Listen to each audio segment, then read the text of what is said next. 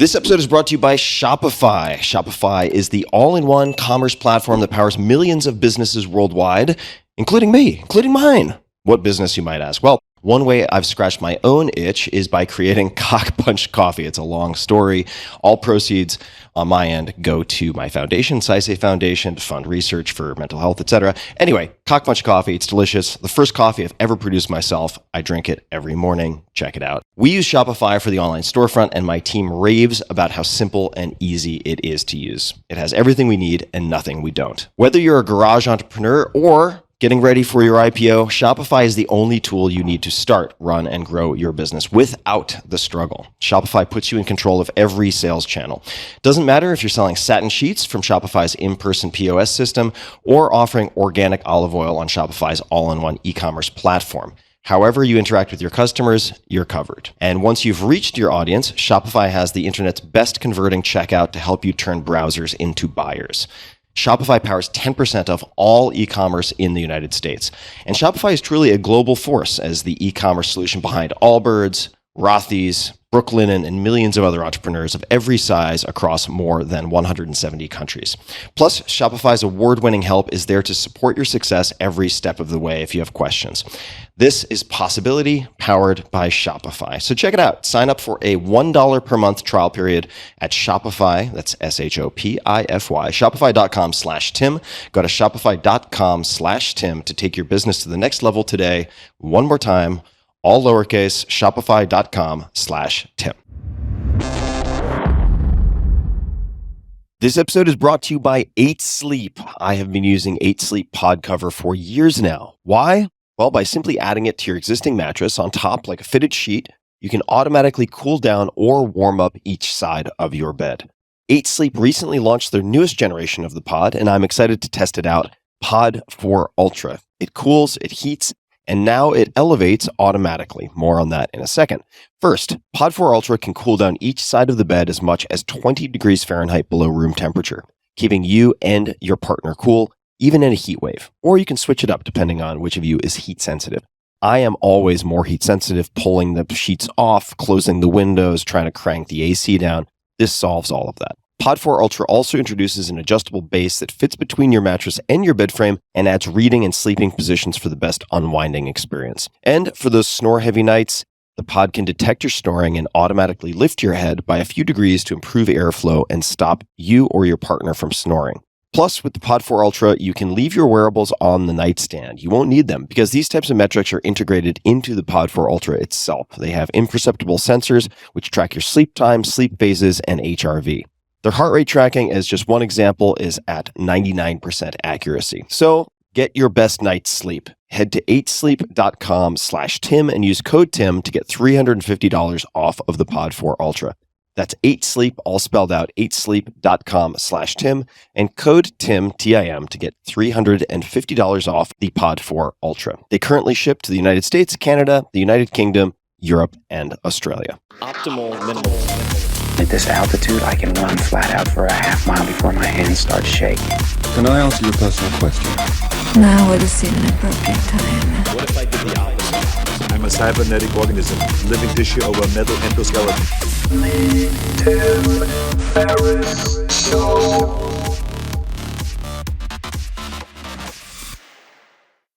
Hello, boys and girls, ladies and germs. This is Tim Ferriss. Welcome to another episode of The Tim Ferriss Show, where it is my job to sit down with world-class performers from every field imaginable to tease out the habits, routines, favorite books, and so on that you can apply and test in your own lives. This episode is a 2-for-1, and that's because the podcast recently hit its 10th year anniversary, which is insane to think about, and passed 1 billion downloads. To celebrate, I've curated some of the best, some of my favorites from more than 700 episodes over the last decade. I could not be more excited to give you these super combo episodes. And internally, we've been calling these the super combo episodes because my goal is to encourage you to, yes, enjoy the household names, the super famous folks, but to also introduce you to lesser known people I consider stars. These are people who have transformed my life, and I feel like they can do the same for many of you. Perhaps they got lost in a busy news cycle. Perhaps you missed an episode. Just trust me on this one. We went to great pains to put these pairings together. And for the bios of all guests, you can find that and more at tim.blog/combo. And now, without further ado, please enjoy and thank you for listening.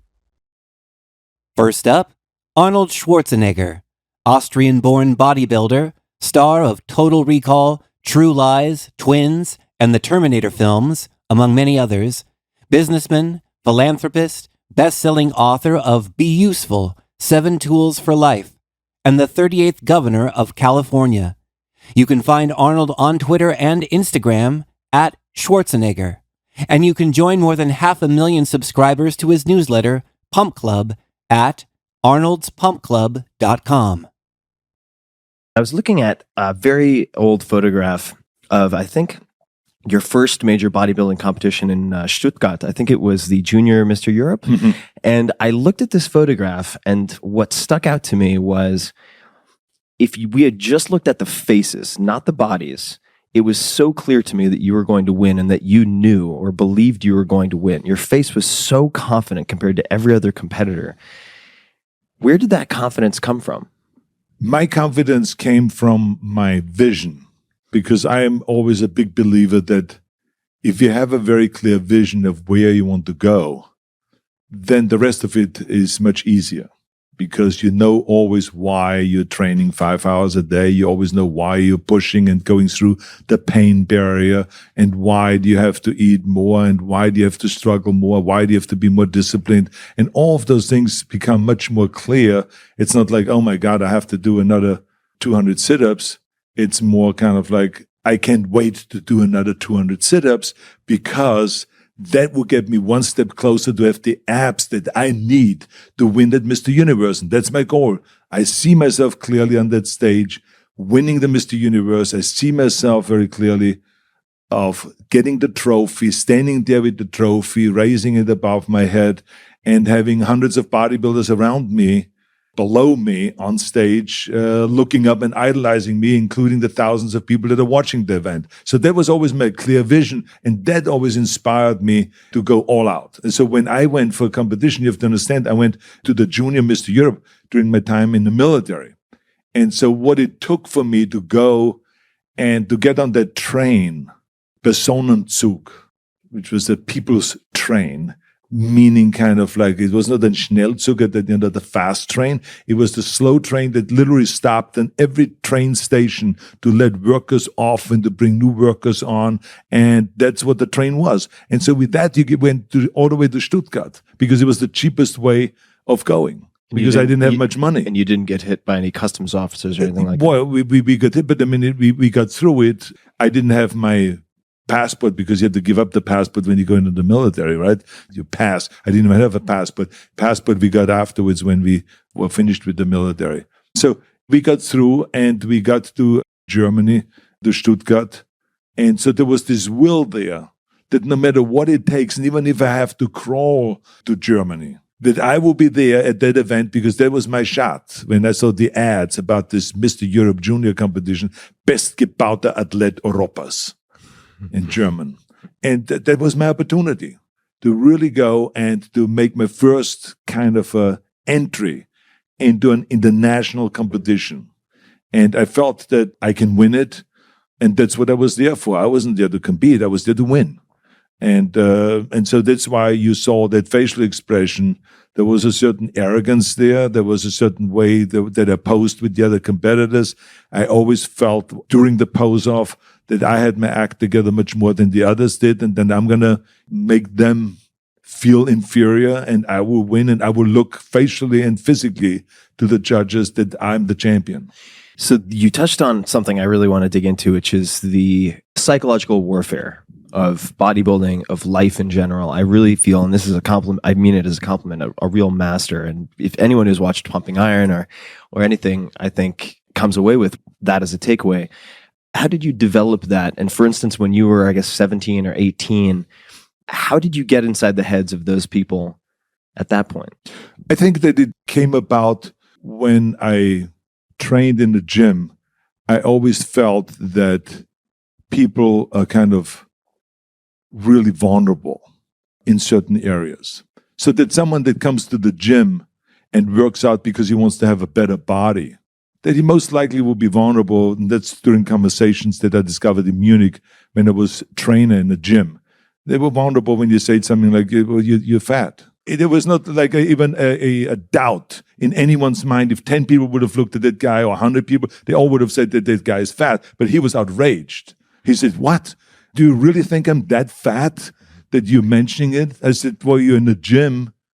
I said, I go to a doctor's office and say, I have a cough. I don't go and beat around the bush. I say, I have to tell him what the problem is, and then he can give me the medication. I say, there's the same thing in the gym. I say, you come here because you're fucking fat. And so so now let's solve the problem. And so there's no beating around the bush there either. And so, so I could see that they were kind of like shriveling up and kind of shocked. So I could see the vulnerability.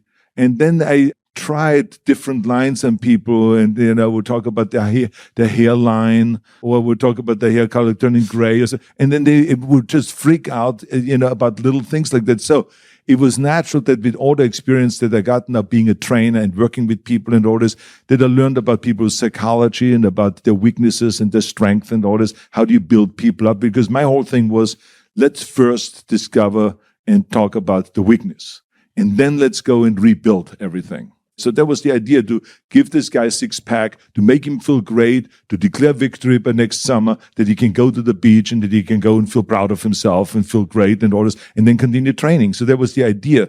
So by the time I came to America and I started, competing over here, it was very clear that when I said to someone, let me ask you something, do you have any knee injuries or something like that? And then they would look at me and say, no, why?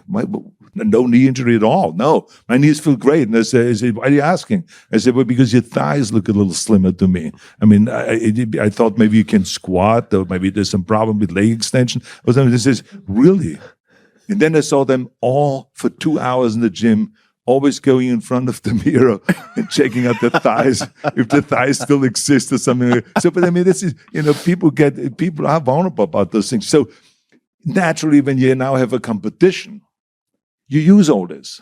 Yeah. And so you ask people, were they sick for a while, why did they look a little leaner, or that, did you take any salty foods lately? And they say, why? I said, because it looks like you have water retention. I said, you don't look as ripped as you were like a week ago. And so that throws people off in an unbelievable way. And they get defensive. And they walk away kind of like, oh, this didn't bother them at all. But then you can see, you watch them as they walk around the pump-up room, and when you warm up for the competition, and you could see them kind of thinking to themselves, kind of, and then going to a mirror and checking it out secretly and all that stuff. So, it works. So I just slowly developed it, because I always felt that sports are not just a physical thing. As a matter of fact, I felt that the mentality and the mental strength in sports and the psychology in sports is much more important than the physical thing, because in reality, I mean, I see when I watch a Mr. Olympia competition or Mr. Universe competition or any of those things, they all look pretty much the same, the top 5 guys. But what makes one emerge is the way he acts. If he acts like a winner, if he seems smiling, having a great time on stage and those. So I felt, one should use the psychology. One should use everything in as far as food supplements is concerned. Use your best, posing trunks. Try to use the sun out there and work out in the sun so you get tanned all around. Use the best posing routine. Just really give me a 10 of everything. Then you have a shot of winning. And psychology was definitely part of that. And you developed this arsenal of intimidation through the bodybuilding. Did you use that, for instance, in movies, waiting in line to audition against other people who were going into audition or anything like that? Did it apply to show business? I never auditioned. Okay. Never. It would, because I would never go out for the regular parts, because I was not a regular looking guy. So my idea always was, okay, everyone is going to look the same, and everyone is trying to be the blonde guy in California, going to Hollywood interviews and then looking somewhat athletic and cute and all this. Okay, how can I carve myself out the niche that is unique, that only I have? So I always felt like really strong about, I have to get into the movie business like Reg Park did, or like Steve Reeves or Paul Winter, Larry Gordon, and all those guys that were in the muscle movies in the 50s and 60s. That's the way I'm going to get in there. Of course, the naysayers were right there, and they said, well, this time has passed. This was 20 years ago. You look too big, you're too monstrous, too muscular. You would never get in the movies. So that's what producers said in the beginning in Hollywood. And that's also what agents said, and managers. They said, I doubt that you're going to be successful in that, because today's idols, I mean, this is not the 70s, Arnold. Today's idols are, Dustin Hoffman, Al Pacino, Woody Allen. I mean, look, this is all little guys. Those are the sex symbols. Those are the hot stars. Look at you. You weigh 250 pounds or something like that. That time is over. But I felt still very strongly and had a very clear vision that the time will come where someone will appreciate that. And then sure enough, when people saw me on talk shows, they got inspired, directors like Bob Rafelson, and then bought the book of Stay Hungry and had it written into a script, and then did the movie with me because he believed in me, that I had the personality and I had a certain strength and a certain kind of a look that would be great on the screen, that the camera loves me and all that. And so it worked. I did Stay Hungry. I did then Pumping Iron, the documentary.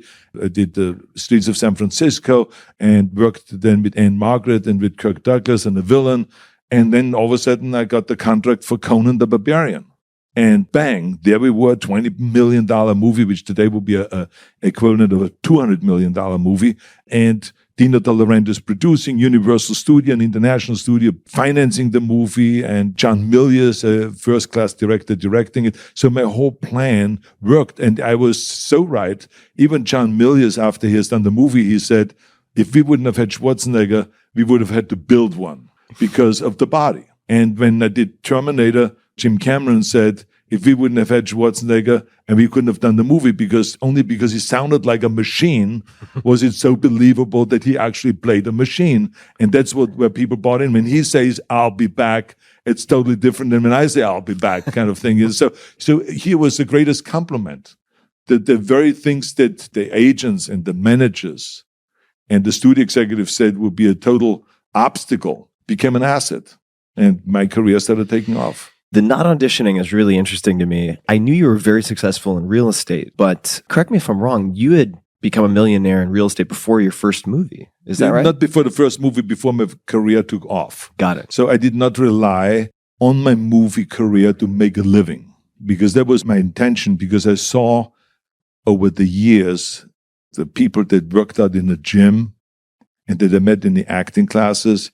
They all were very vulnerable because they didn't have any money, and they had to take anything that was offered to them because that was their living. I didn't want to get into that situation. I felt like if I am smart with real estate and take my little money that I make in bodybuilding and with seminars and selling my courses through the mail order and orders, I could save up enough money to put down money for an apartment building.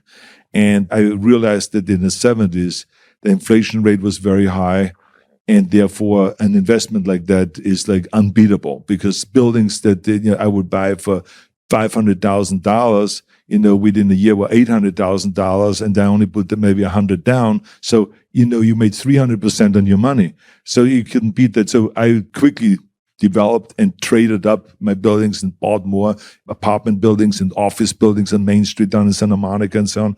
And the investments were very good. And it was just one of those magic decade. The day you couldn't do it in that same field. There's another field in real estate where you can do that. But in this particular field, I don't think you will see those kind of jumps ever again. And I benefited from that, and I became a millionaire from my real estate investments.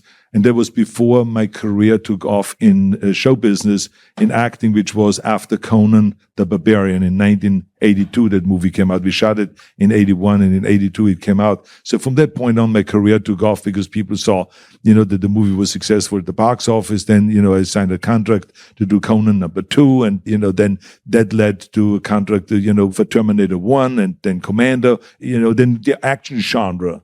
Right. Also, there was another fortunate thing. Each of those decades offered something very fortunate that was a little bit beyond my control, but I benefited from that, so that there was the action genre that all of a sudden took off in the 80s with Stallone and Van Damme and all those guys coming in, really was terrific. And our salaries went, mine, I got like $1 million for Terminator 2. And then all of a sudden, by the end of the decade, I made $20 million. That's incredible. And I wanted to talk about the mail order for a second because that was done with Franco Columbu? Or? No, with Franco Columbu, who, for those that don't know, was a European champion in powerlifting and also a boxing champion, and then became a bodybuilding champion.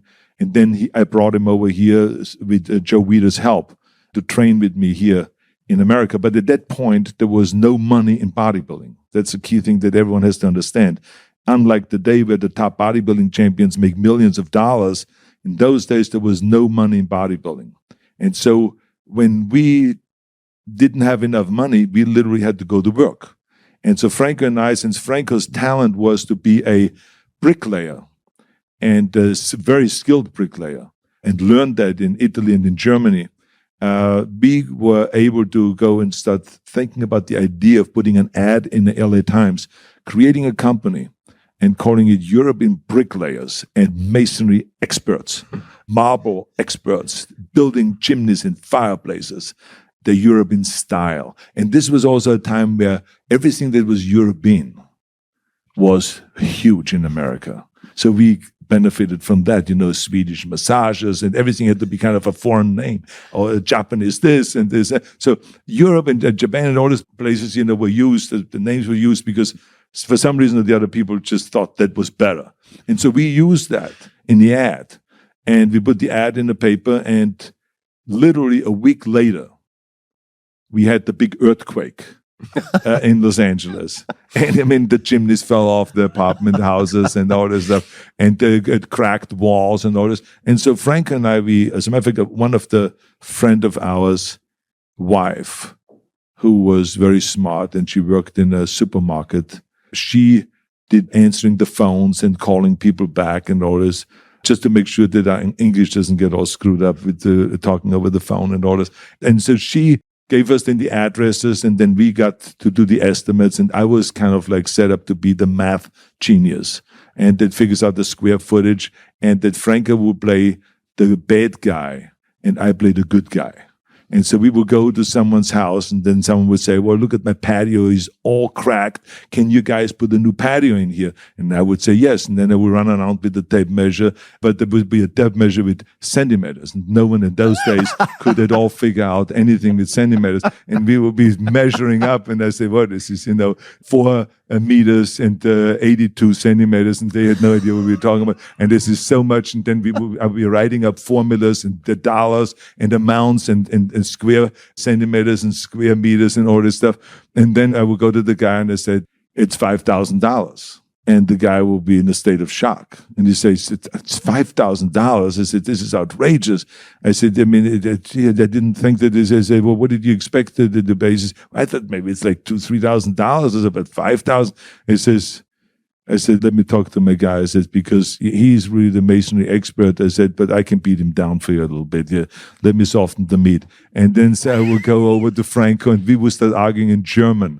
Das ist eine Schweinerei, du kannst nicht so viel verlangen, das ist ein Blödsinn, wir arbeiten hier in America. And this will be going on and on. And he will be screaming back at me in Italian and some stuff. And then I will be, then all of a sudden he calm down, and then we'll go to the guy and say, phew. Okay, here it is. I said, I could get him as low as $3,800. I say, can you go with that? And he says, thank you very much. He says, I really think that you're a great man, and blah, blah, blah, and all this stuff. I say, okay. I say, give us half down right now. We go right away and get the cement and get the bricks and everything that we need for here, and we can start working, I said, on Monday.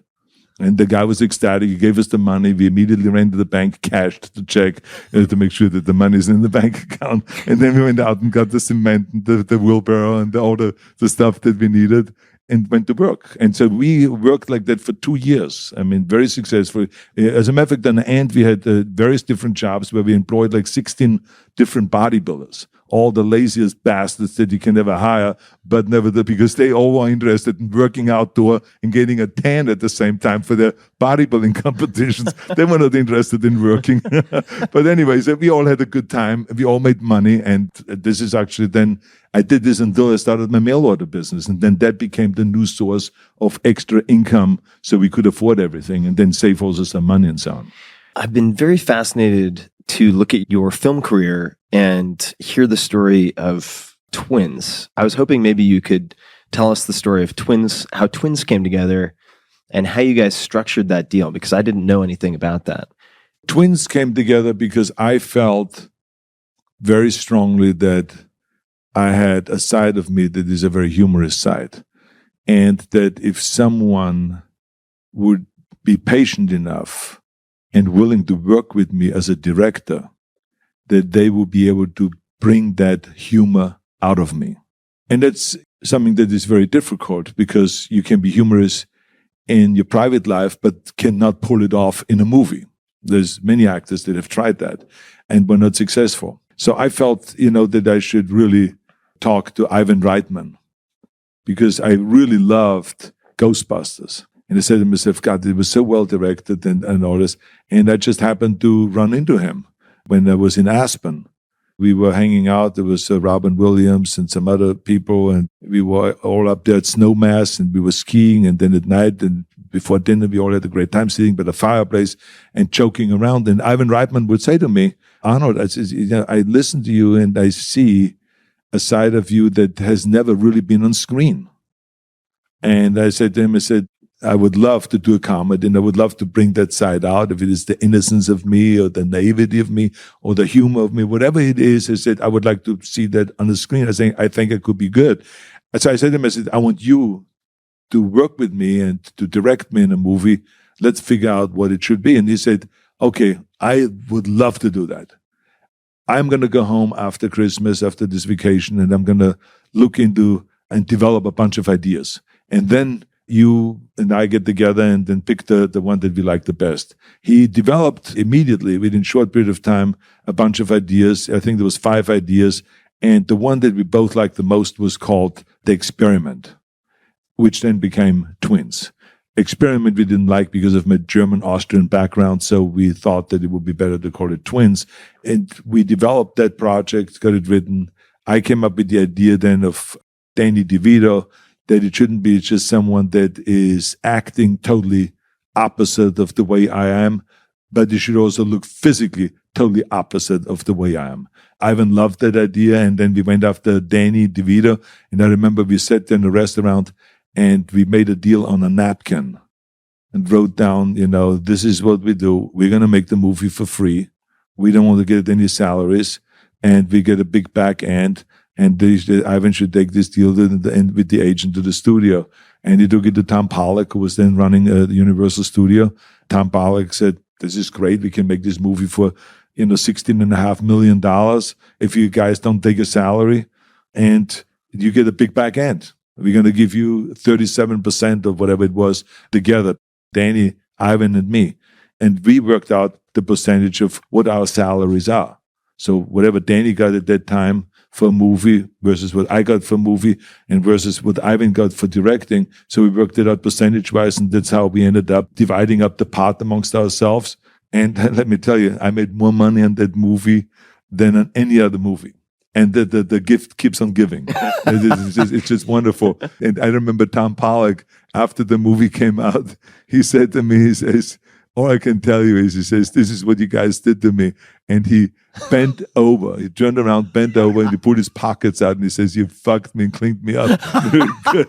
He said, so it was very funny. He says, I will never make that deal again. That was funny. But anyway, so the movie was a huge hit. It came out just before Christmas, and throughout Christmas and New Year, it made every day $3 to $4 million, which in today's term, it will be, of course, double or triple. But it was just huge, and it just went up to $129 million domestically. And I think worldwide, it was like $260 million or something like that. So it was really very, very successful.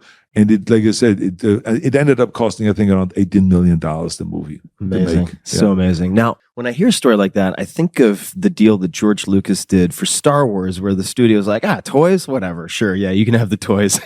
And then they probably felt very much the same way. They're like, wow, we're not going to make that mistake again. That's right. I've heard you mention transcendental meditation in passing briefly. Do you meditate? I don't meditate now, but I got heavily into it in the 70s. And I remember there was a time in my life where I felt like everything is just kind of coming together, and I did not find a way, or couldn't find a way, of keeping the things separate.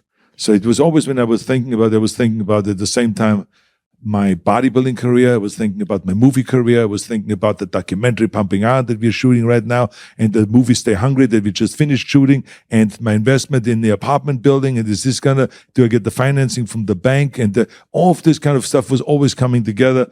And at the same time, I was training for the Mr. Olympia competition in South Africa. And I was training right here at Gold's Gym. And I remember there was all the camera equipment around, 5 hours a day in my face. And then someone in the middle of squatting was trying to change the battery pack on my lifting belt and all this stuff. So I was like, eventually I felt like I got to do something about it because I have such great opportunities here.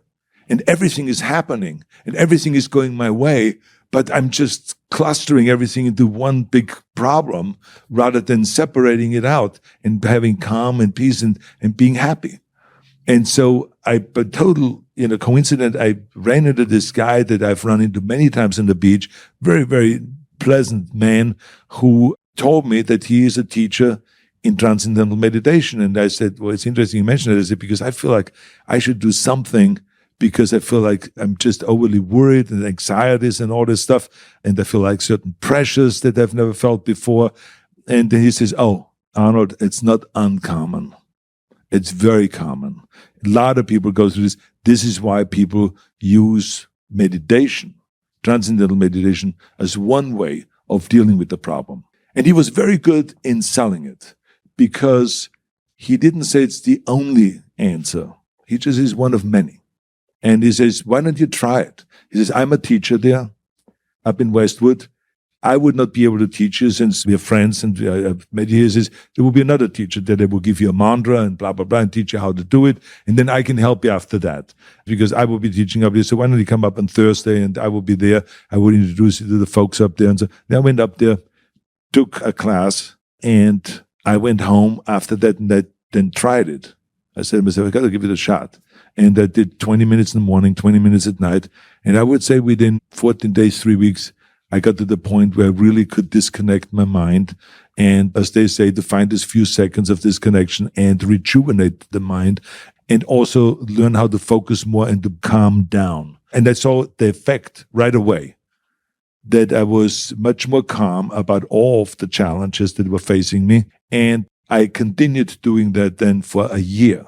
And by that time, I felt like, I think that I've mastered this. I think that now I don't feel overwhelmed anymore. And I really felt kind of it was one of the things where, transcendental meditation was kind of anxiety and pressure meeting around the corner, tranquility. This is kind of what it felt. So I was happy from that point. And even today, I still benefit from that because I don't merge and bring things together and see everything as one big problem. I take on one challenge at a time.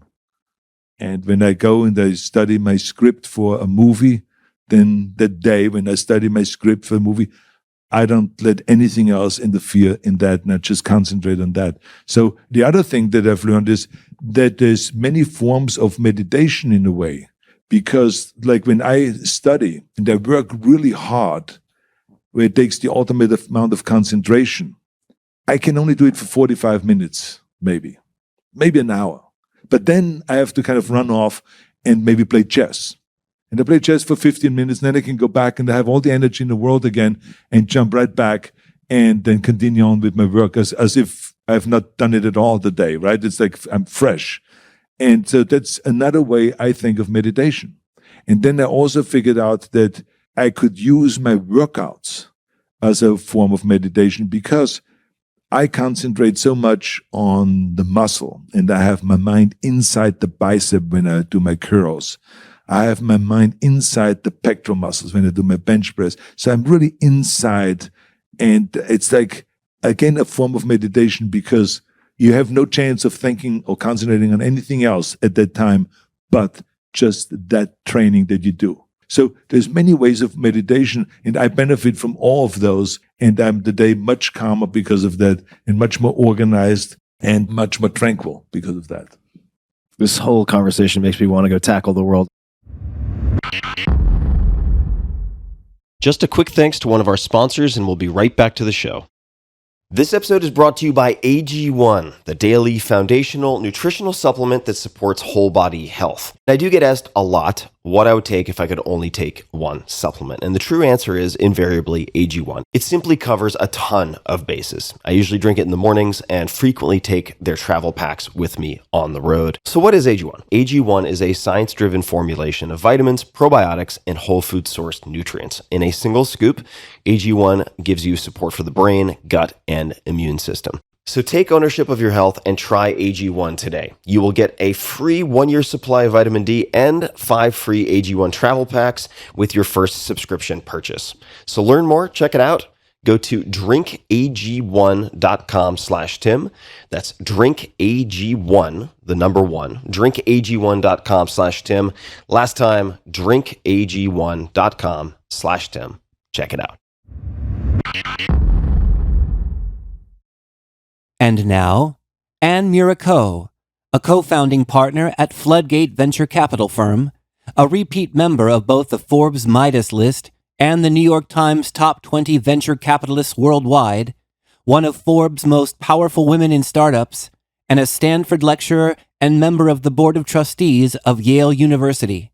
You can find Ann on Twitter at Ann-a-Maniac. Ann, welcome to the show. Thanks for having me. So there's so many places we could start. I was hoping to humanize the ever intimidating Ann-Miura Ko, which I may only partially succeed at doing. But could we start with explaining why your brother used to introduce you, or how he used to introduce you on stage? I had this brother, an older brother, by exactly 2 years. We were born on the same day. And he was one of these guys who's so confident. He knew that he wanted to study cars and airplanes from the time that I could remember him existing. And he was always confident with friends. And he was also confident on stage. And so as any good Asian child would do, we played musical instruments. I played the piano. He played the violin. And we would always have to perform. And I was painfully shy.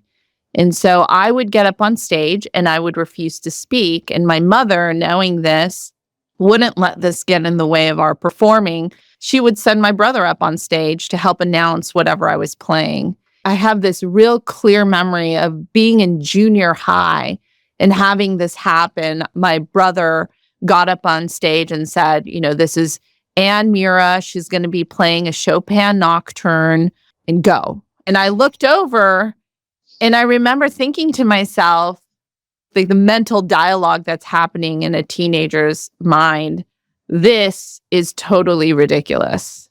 Because I'm sitting there in front of a room full of people and I felt fine playing the piano, but I felt petrified speaking.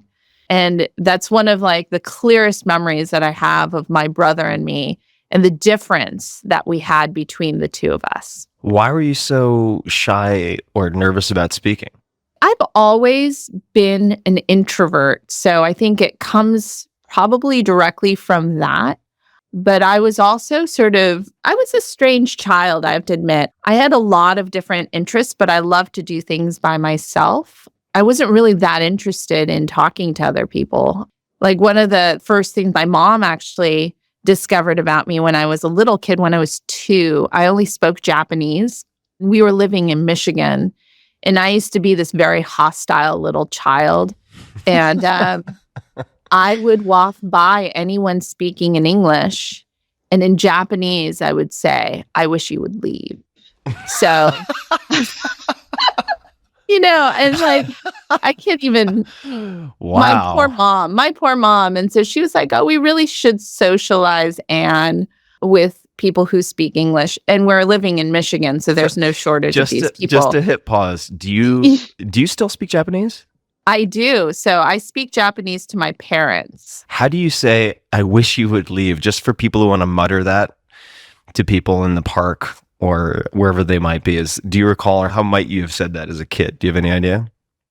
I think I might have said, let me think about it. 私たちの家から出てほしいな. That is aggressive. That's really aggressive. Yeah. I was like, you're not welcome in this house.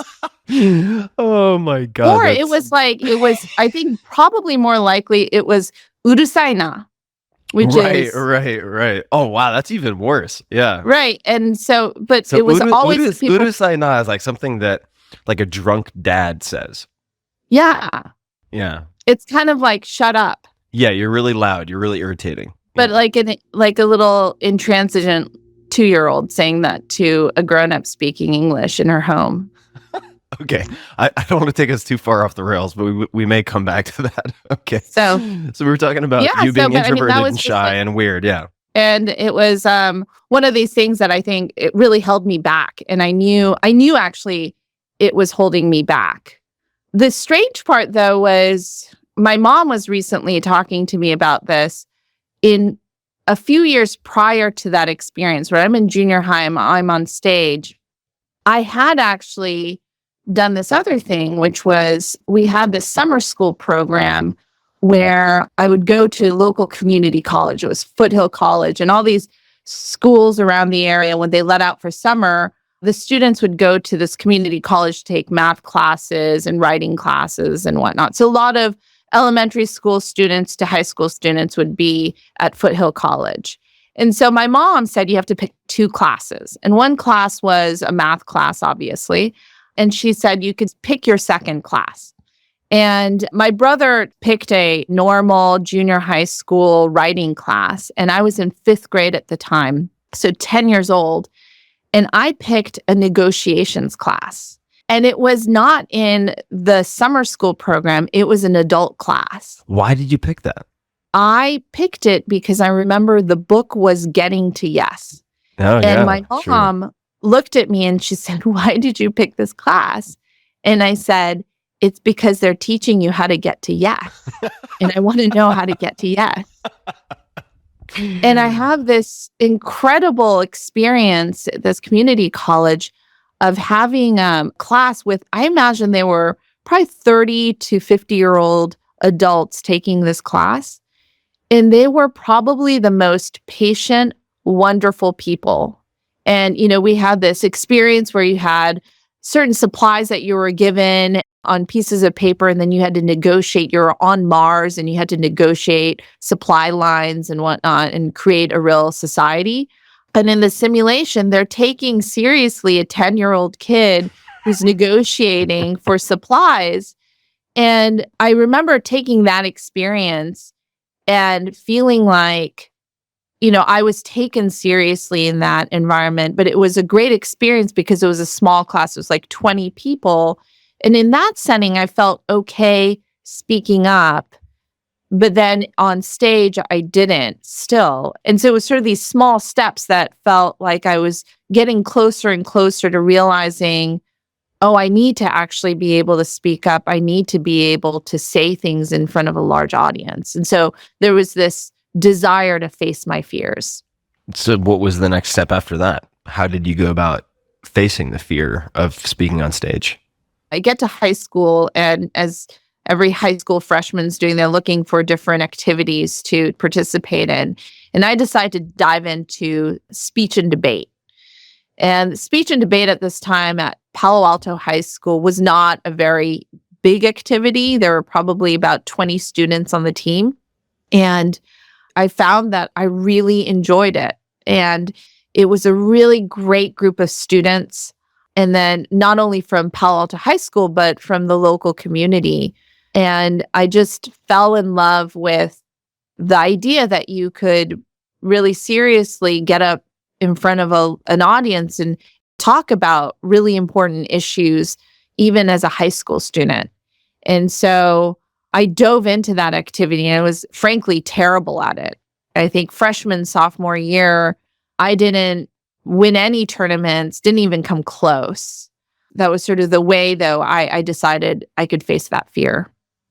What kept you going? I mean, there's the answer that, or perhaps potential answer you gave just a moment ago, which is you really enjoyed it and you loved it. But what did you love about it? What did you enjoy so much that you were able to persist through failures over those first 2 years?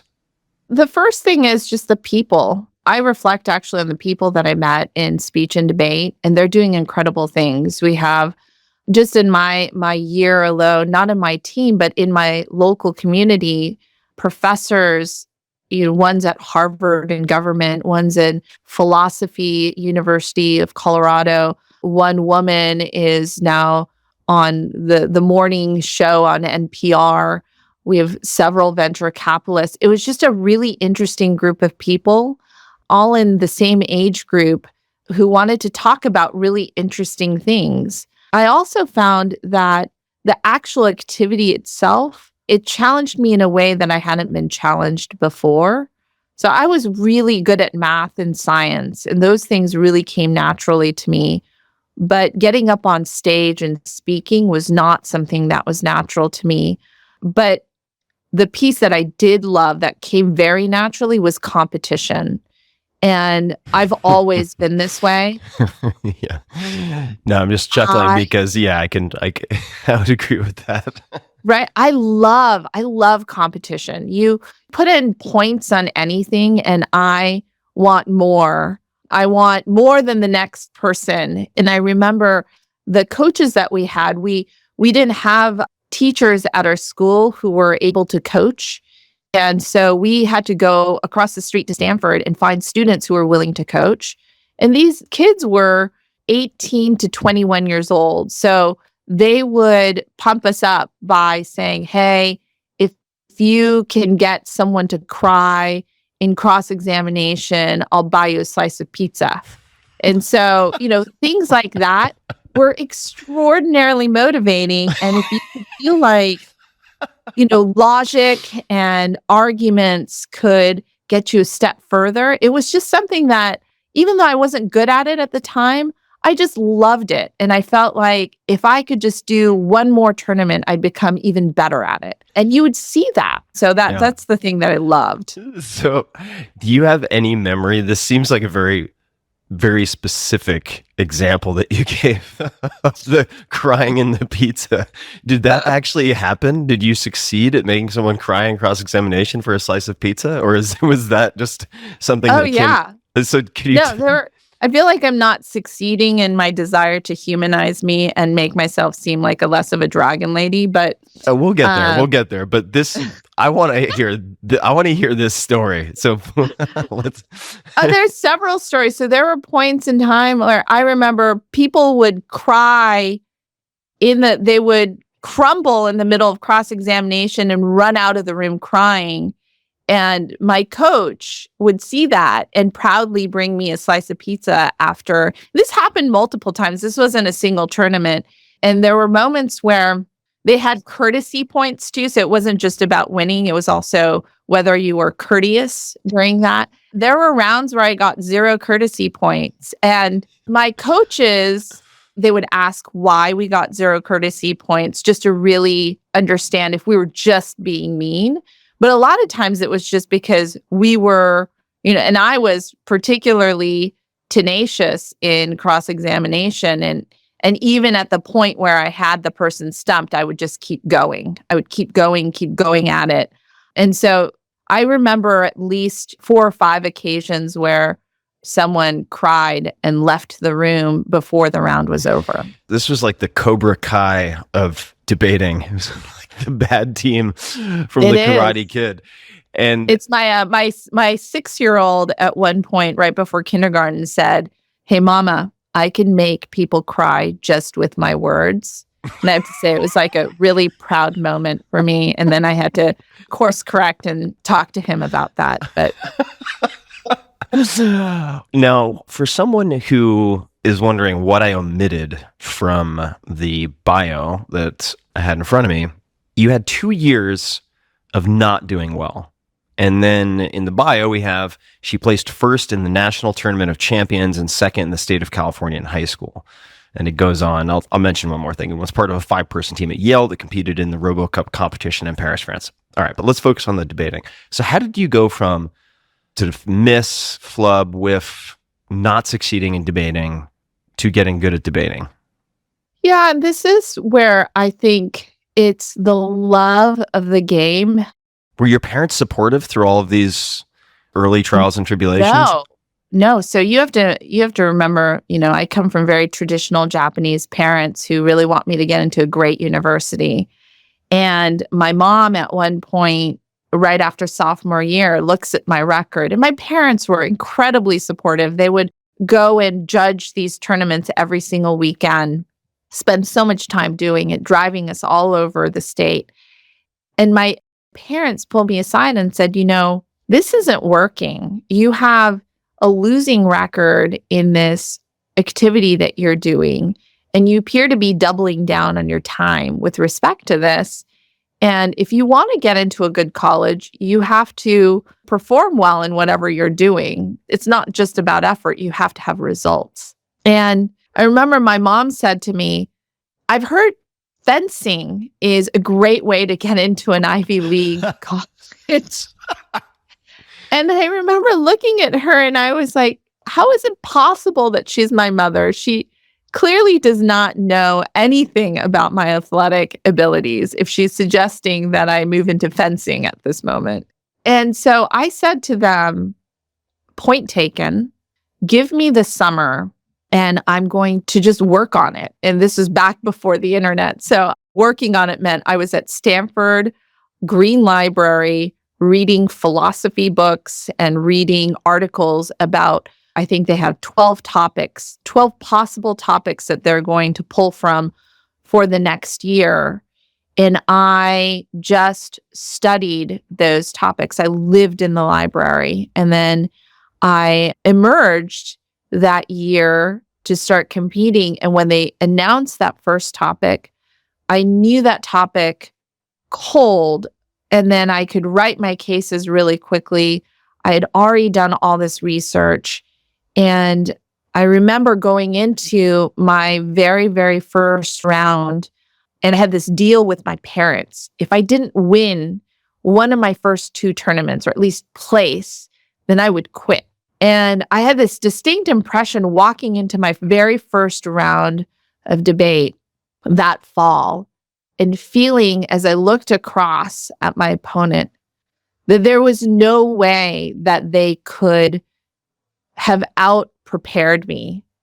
And so I knew that whatever they said, I would have 5 arguments against. And it was this incredible knowledge that it's not that you can be lucky and turn your luck around. You actually make your own luck. And for me, that was a profound lesson because I placed in that tournament and I placed in the next tournament. And it was like that, it just never stopped after that. And I had a losing record all through my freshman and sophomore year. And it's like I turned it around junior year very suddenly. And the main difference was that I was willing to outwork and outdo every competitor who walked in through that door. For people who don't know the format, and I'll be honest, I've been surrounded by, or not surrounded by, but certainly in the same universities and so on where debate teams existed, but I've never seen a debate competition. What is the format? It's a bunch of nerdy kids dressed in suits holding briefcases. And then maybe that's changed, but that's what it was back then. And then you have a resolution that's been announced nationwide. And that resolution is generally has some philosophical elements to it. This is also Lincoln Douglas style of debate. And you have what does that mean, if you don't mind me? So it's one person against one person. So it's individual and it's value-based. And so you're really debating philosophy. So an example of one debate that we did, the principle of majority rule ought to be valued above the principle of minority rights, or resolved that education is a privilege and not a right. So all of these debates are really surrounding not a specific policy, but it has some application in the real world. And what you're trying to debate is a philosophical underpinning behind that statement. And what I loved about debate was you were actually forced to debate both sides. So you had to have cases ready for both the affirmative and the negative. So pro the resolution and against the resolution. And the format is the affirmative goes up and talks about this resolution and says all the reasons that they support it. And then there's a short cross-examination where the negative then cross-examines the affirmative, asks questions of the affirmative. Then the negative gets up and talks about all the reasons that they're against the resolution, and then goes point by point against all of the arguments that the affirmative made and talks about why they're wrong. And then there's another cross-examination of the affirmative against the negative. And then the affirmative gets up for a rebuttal, negative gets up for a rebuttal, and then the affirmative does closing arguments. Well, it's sort of shorter and shorter speeches towards the end. Mm-hmm. And how is the outcome determined? What are the parameters? So it really depends on the tournament. Aside from courtesy. Courtesy points. It's all about courtesy. There's two different types of tournaments. Actually, when I was debating, one was where you had parent judges. And that, I would say, really the style of speaking, your flair really would come into play, your sense of humor. It wasn't really just the line-by-line arguments. There was also places where you would go where college students were the judges or experienced coaches were the judges. And that's where really the line-by-line logic becomes much more important than just the style of your debate. So it really depends on your audience, and you had to read the audience correctly. And did they just then say, I choose A or B? Or do they have to rank like sort of Olympic style 1 to 10 in some fashion? So you only have two debaters that you're judging, and you vote for one of them. And in some of the rounds, you have just a single judge. And then in the breakout rounds, the semifinals, you might have a panel of judges. They can't confer. They're just sort of voting individually on who wins.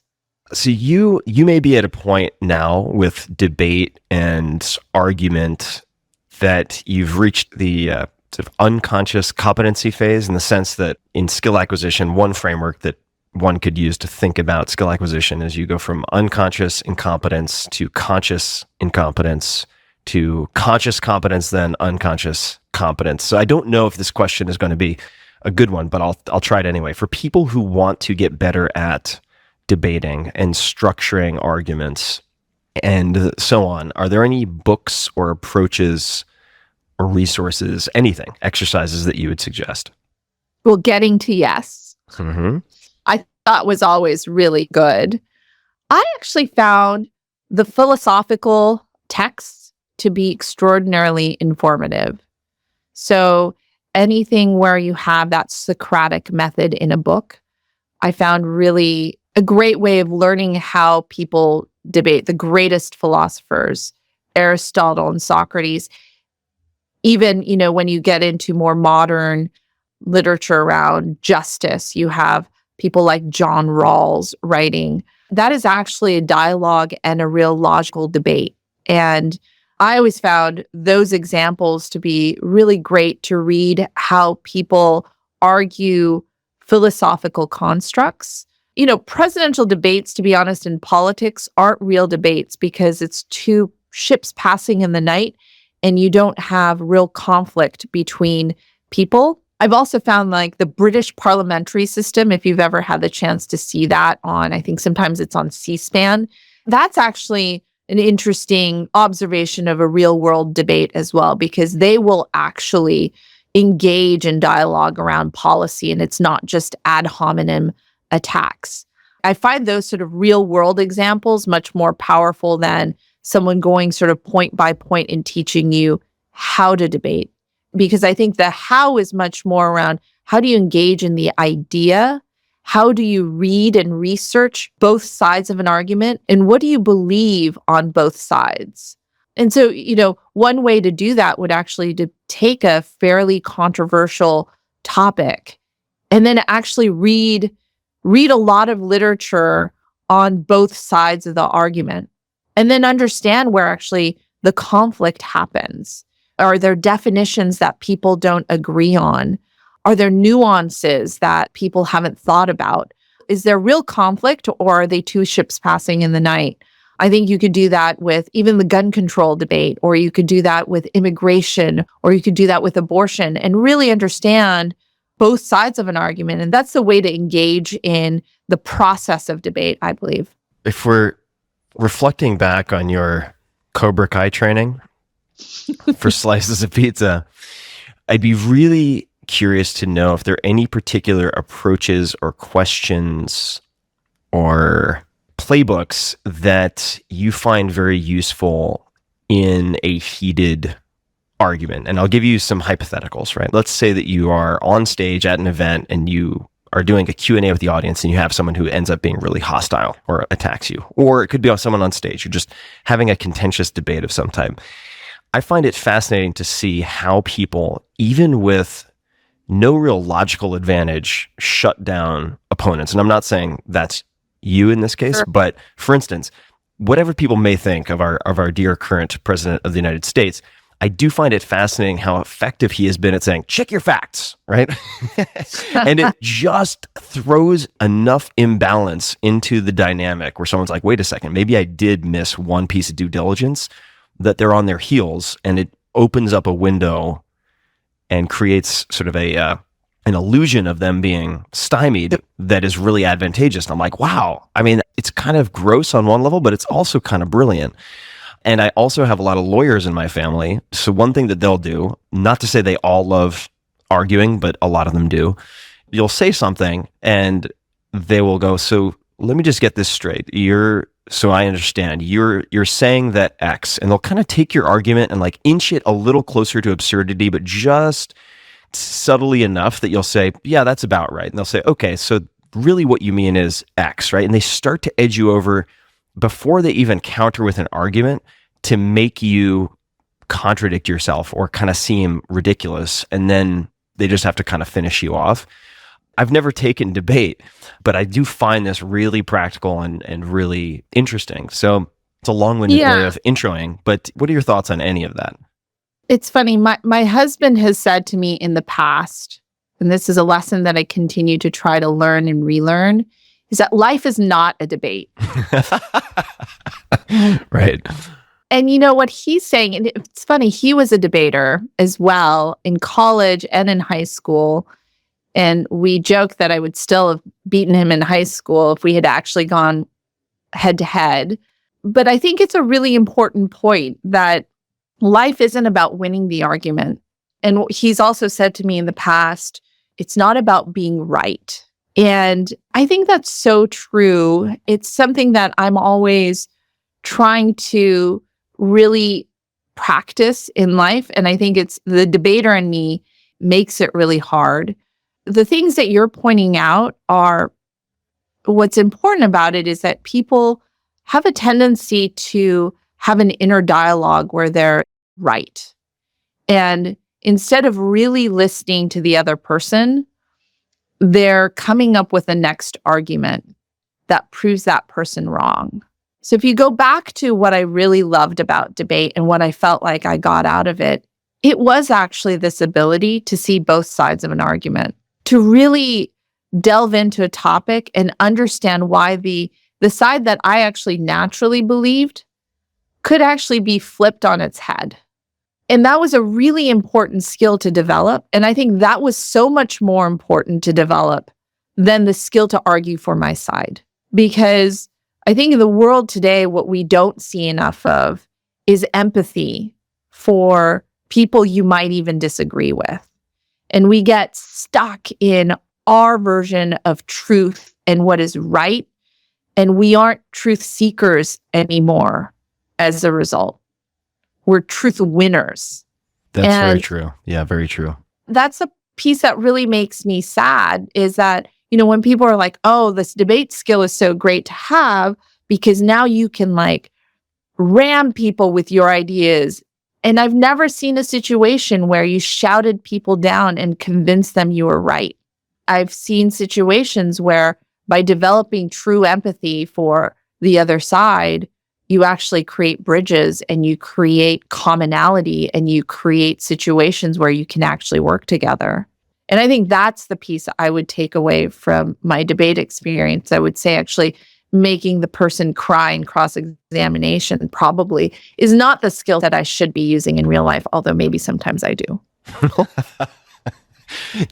Just when you're teaching your son the black magic. I should point out, just so people don't think I'm completely sort of drinking the Kool-Aid of the bloodlust of this potential sport, although I do find it very, very fascinating as an insight into some parts of human nature. But the book you mentioned, Getting to Yes, which is part or a byproduct of the Harvard Negotiation Project, as I recall, is not a book about proving you're right. It's a book about getting outcomes.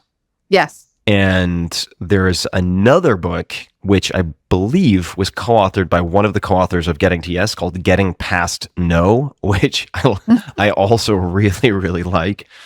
And it is about, well, both of these books, any book really on negotiation, is about achieving a very particular outcome or arriving at a desired result as opposed to proving that you're right. So I just want to underscore that, because there's a very real world difference, as you already noted, between, say, debate and negotiation. The toolkits are very similar, perhaps, in some respects, but in debate, you're not going to have to think about, I wouldn't imagine, something like the BATNA that they talk about in Getting to Yes, your best alternative to negotiated agreement, like walkaway power or what your options are. You don't necessarily have to go through that thought process. But when you step into the real world, you're not just trying to prove that you're right. You're trying to get someone to concede something and agree to a certain set of terms or a price or whatever it might be, or amicably trying to break up with someone or get together with someone or have a divorce or whatever it might be. You're really trying to manifest some type of outcome or damage control. It's really, really different from being a truth winner. And the world-class term that I mentioned in the intro, that I used a little bit of foreshadowing, saying that I suspected it might come up a little bit later. So in doing homework for this conversation, I read, and I don't think this is a misquote, but that your dad, even when I think you were going to be photocopying in the dean's office, would remind you to be world class. Yeah. And he would ask you, if you turned in a calculus assignment, is that a world class effort? Yeah. Could you talk a little bit more about this? And that wasn't my experience growing up. My parents certainly encouraged me to do a good job, but tell us a little bit more about your dad in this particular case and how that was used.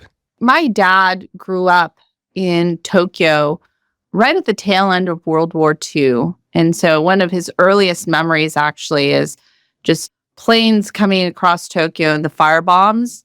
Oof. And he escaped to the countryside and then came back to Tokyo for high school.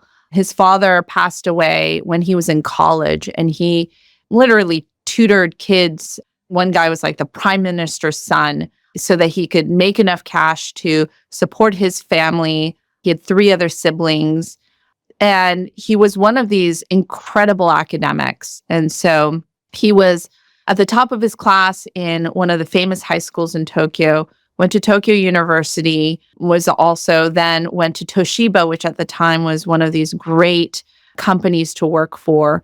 And then he ran into a friend who told him, he was also a friend who was one of the top at his high school, who said, hey, there's great opportunities in America. And this person had gone off to Princeton and gotten his PhD and was at that time working in one of the great labs in IBM and was also becoming a professor. And my dad decided that he also wanted to go to the US, and he was the eldest son. And so having a mother who's a widow and 3 siblings, he had to take care of them until he had saved up enough. All of his siblings were married, and his mom had the courage to say, you know what, you can go to the US. So this is sort of the backdrop for who my dad is. He comes to the United States without speaking very much English, gets a PhD in mechanical engineering, aerospace engineering, and then is in LA ultimately as a postdoc and an associate professor. My mom comes to marry him, and they are the only family members living in the United States. So really no support. So my dad eventually makes his way out to NASA at Moffett Field. And my memories of him, he was very engaged on the academics, but he would wake up at 5 a.m. and go to work, and he'd bring back reams of paper and would continue working late into the night. He loved what he did. So when he turned to me on anything I ever did, from the time I was a small child, I would be writing something. And if the handwriting wasn't neat enough, he would say, "Hey, is this world class?" And I remember thinking to myself, for a 5-year-old, yeah, this is world class. But he would always push. He would always say, "Is this really, the best that a 5-year-old could ever do?" And it was a constant message. And the story you're pointing to is one when I was in college, after living through a lifetime of this, is this world class question, I had a moment where I was starting my financial aid package included, 10 hours of work study. And I had the opportunity to work in the office of the Dean of Engineering. And what was really funny to me at the time is, since I'm leaving to go to my first day of work, I called my parents. My dad gets on the phone. He said, "Make sure you do a world-class job." And I thought my dad thought I was like really doing something important in the office. And in fact, I was just photocopying. And I said to my dad, "I'm photocopying and I'm filing. There's no such thing as world-class there." And he said, "Well, I'd still think about it." So I get to the office and I am actually just photocopying and filing. And I remember standing in front of this photocopy machine with a stack of papers, thinking to myself, what is world class in this situation? And I decided it was really crisp copies where you couldn't tell that it was a photocopy. And so I remember really trying to make, the color match, and everything was straight. And I spent a lot of time on the details. And when I was filing things, I didn't just handwrite it. I got a label writer and I made sure it was printed out on labels. And I really tried to do everything as well as I possibly could. And I remember I was getting donuts and I would make sure I got the fresh donuts instead of the ones that had been standing out in the basket for a while. So every step of the way, it was, what can I do to make this experience for the dean or for his executive assistant a delight moment?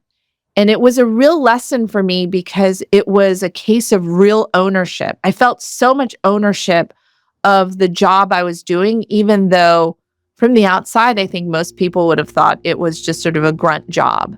And I think that's sort of, again, when I come back to, you don't just get luck, you create these opportunities for yourself, to me was a real learning experience. Mm-hmm.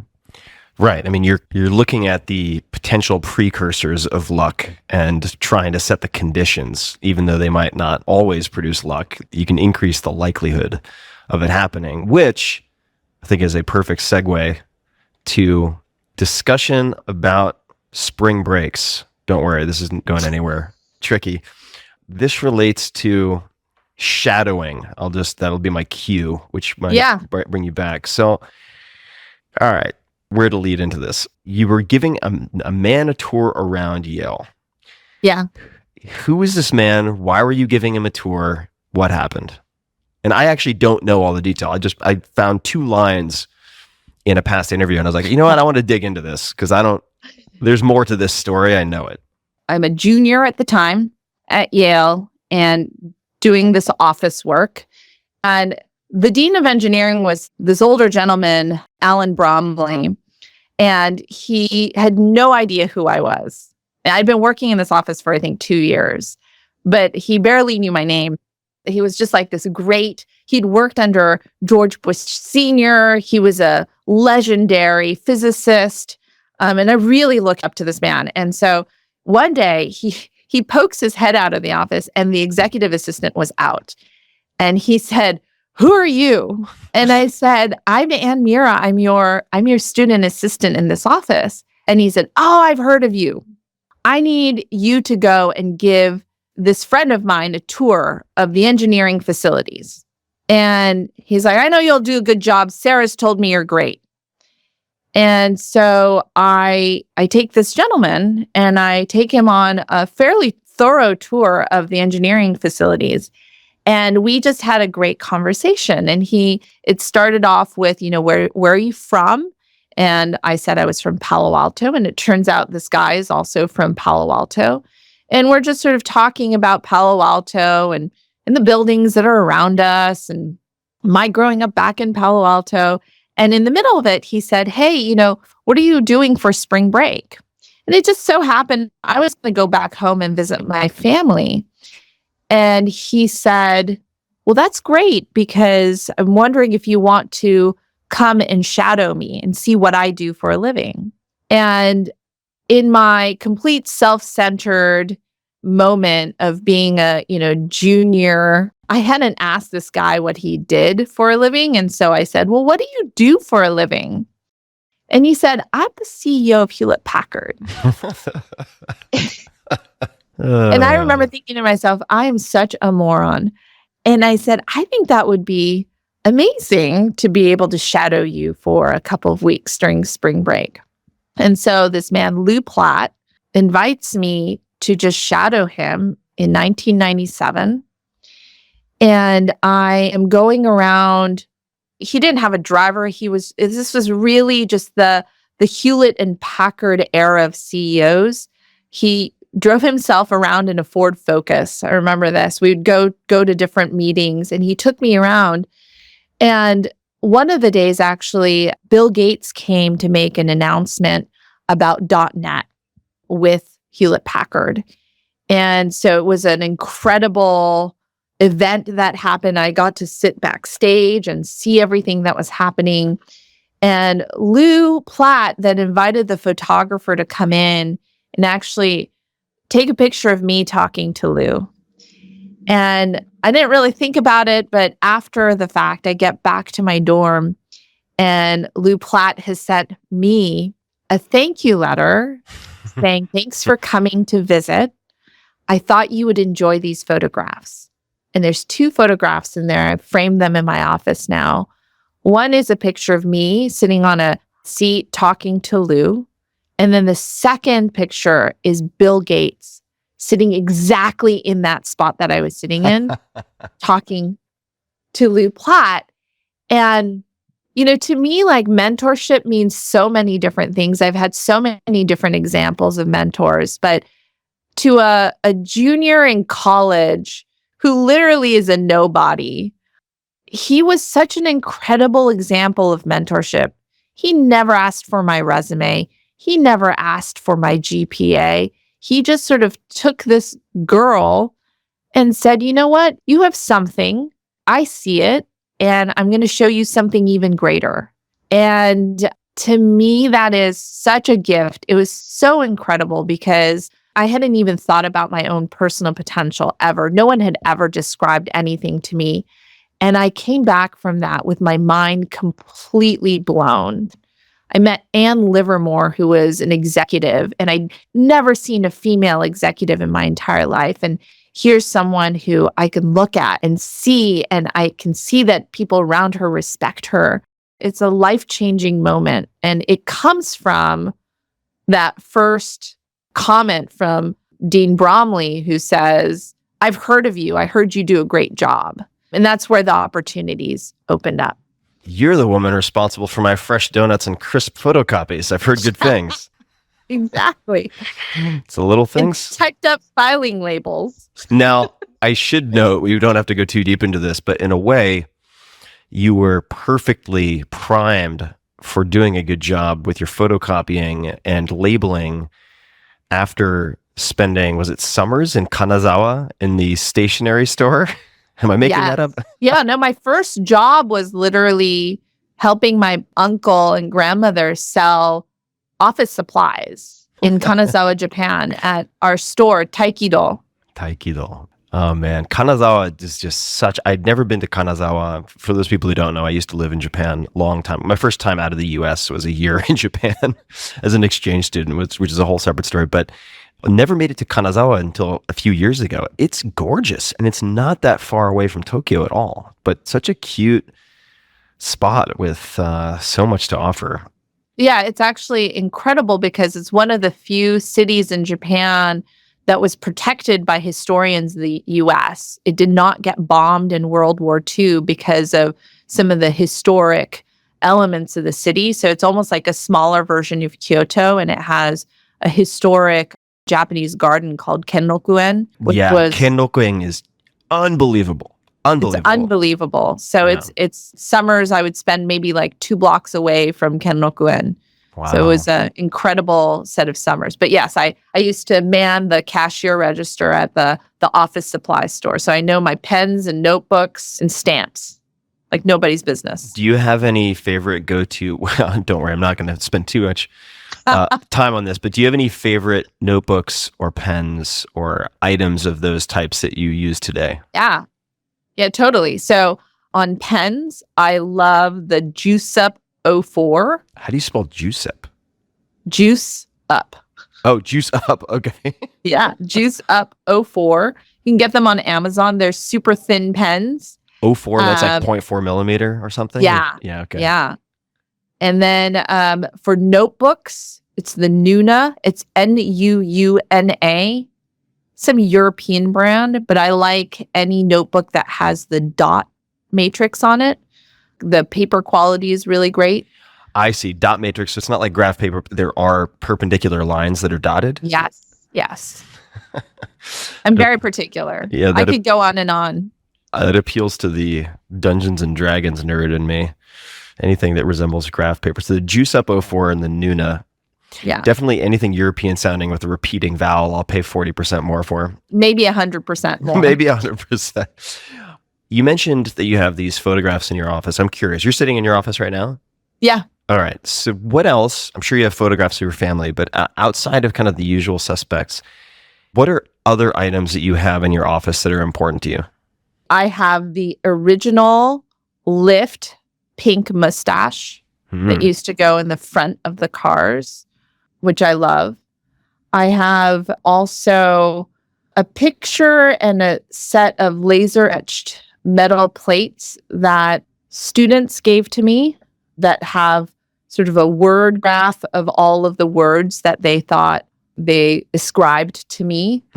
Students of what? What was the context for these students interacting with you, and what are some of the words? Yeah, so I teach at Stanford. So after my PhD, what I realized was I loved teaching more than anything else. And so I stayed in contact with Tina Seelig and Tom Byers over at Stanford, who run the Stanford Technology Ventures program. And they've given me the opportunity to teach a few different classes, but the one that I got these metal plates and the photograph from was the class of 2013 Mayfield Fellows group. And they have words like thunder lizard, badass, inspiring, mother. So, it's just really fun to see sort of what words they thought. What were you teaching these Mayfield Fellows? We were teaching them basic concepts behind leadership and entrepreneurship. And it's sort of the first exposure that they get as juniors and seniors into really, startup ecosystem. What does venture capital do within that ecosystem?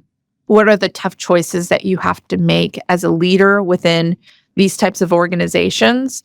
What does growth look like in these types of organizations? So it's just sort of Startup 101, but what I love about it is it's only 12 students and it goes for 9 months. Wow. So if you get to be involved in it, you get to really know some of the students. And I've been mentoring students and sometimes teaching some of these classes since 2008. And you get this whole arc of the career path of young people. And I really love it. I think it's just sort of, you get to see, students who start off as seniors and then they start their career. They might go to grad school. Then they go back and get a job. They get married. And then I think one is now about to have a kid. So you just sort of see this whole arc, and it's just about 10 years, 20 years behind where I was. And so I get to see this incredible progress that these students make over time. So it's something that I love.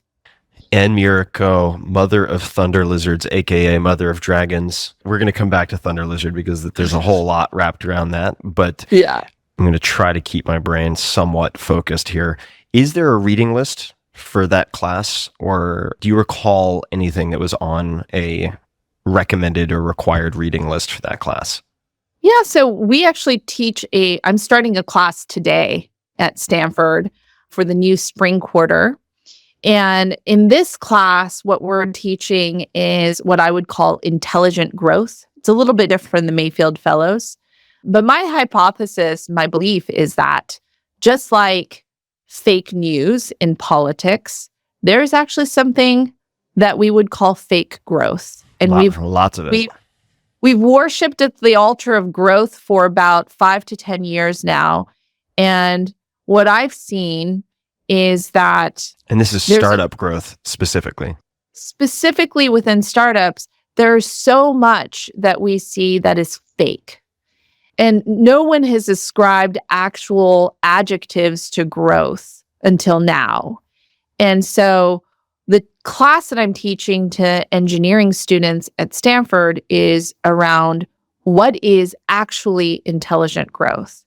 And so you asked about the reading for it. It's all around some of these case studies that we've seen. A great example of that to me is Qualtrics. We're going to have Ryan Smith, who is the CEO of Qualtrics, come in and speak.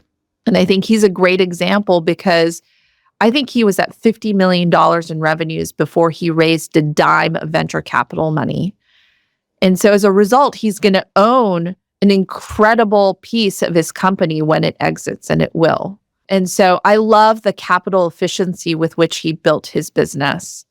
I also think, one of my companies, Lyft, is a great example of having that kind of discipline early on and not just wasting venture capital dollars in the early days when they didn't have product market fit. So they spent 2.5 years working on this platform called Zimride, knowing that they had to get to density in riders. And Zimride was it was a platform where you could find carpooling arrangements, and it was being sold to universities and companies. But we couldn't get enough density to get transactions really moving fast. And it was 2.5 years before they launched Lyft. And in the first 6 weeks, you could start to see that there was real traction there. And it was only after they knew what they were doing with Lyft that they went and raised a large round with Founders Fund and then an even larger round with Andreessen Horowitz. And that story of really, really hacking value before you go out and hack growth is something that I don't see often enough in Silicon Valley. So it's something that I'm continuing to seek. And I love to see companies, especially outside of Silicon Valley, that do that. And that's when we come back to hunting for thunder lizards, that's what I'm looking for. When you mentioned the case studies, do you have written case studies that you're using, much like, I don't know if Stanford uses these, but much like the Harvard Business School case studies, which are these kind of 3-ring binder, 5 to 10 page cases that are published? You use those? So the ones that we've focused on, there's a Harvard Business case on Floodgate that you can purchase off of the Harvard Business Review website. So anyone can purchase these. You don't have to be a student. Keep going, because the format of these case studies is really interesting to me. And as an undergrad senior, when I took Ed Xiao's class in high-tech entrepreneurship, which is how I met Mike Maples Jr., who's going to be a recurring character shortly, I remember how useful they were. So that's the only interjection. Sorry to interrupt. No, exactly. So we use that case study for Qualtrics. There is one on Floodgate. So if you go to the Harvard Business Review site, you can actually just search for Floodgate or Qualtrics and it'll come up. And they're somewhere between, $5 and $15. So they're pretty easy to buy and download. But I think those two in particular are quite valuable. We have then also just people coming in and speaking about some of the things that they've learned and how to grow that business from 0 to 1 and then 1 to X. And people like Michael Siebel, who is now a partner at Y Combinator, but also was part of Justin TV and Social Cam. We have Stephanie Schatz, who was the fearless leader on the sales side for Xamarin. She had 18 straight quarters of beating the stretch target. So you can only imagine how incredible she is as a sales leader, taking a company from $0 to $50 million in revenues. So we have a lot of different types of people, whether they're CEOs or CROs or venture investors, coming in to talk about the kinds of trade-offs they had to make and how they decipher growth to make sure that they have the real kind and not just kind that they're buying. Right. Just to elaborate on that for people who may not be in the startup world, if, for instance, you're sitting in on an incubator investor day and you see 12 companies in a row that have 20% month-on-month growth with very similar looking charts, there's a possibility that they have been inflating or manufacturing their numbers with paid acquisition to raise funding or do any number of things. And it's relatively easy to spot once you know the symptoms, but there are then there are, I suppose, as Richard Feynman would say, the physicist, you must be sure not to trick yourself or fool yourself, and you are the easiest person to fool. You can also get very caught up with what you might consider vanity metrics. But let me take a step back and just ask, well, before I ask, people definitely take a look at the case studies for both Harvard and, if you search Stanford GSB, which is the business school, case studies, you'll also find a website with these profiles of companies, and not just companies, but decisions they had to face generally, where you can determine for yourself what you would do in a given situation, then read about what they did, whether it's MongoDB. I'm looking at this Stanford GSB site in the case studies right now, Sonos, and so on. How did you first become exposed to, say, venture capital, and what did you think you were going to do in college? When you were in college, junior year, what did you expect you were going to do when you grew up? I actually had multiple different paths. So I started off when we were talking about my brother, describing this kid who knew he wanted to work with cars or airplanes from the get-go. And guess what he's doing right now? He's in Germany working with race cars. So, and I was the complete opposite. I think when I was 4, I wanted to be a farmer. Then somewhere along the lines, I really wanted to be a doctor.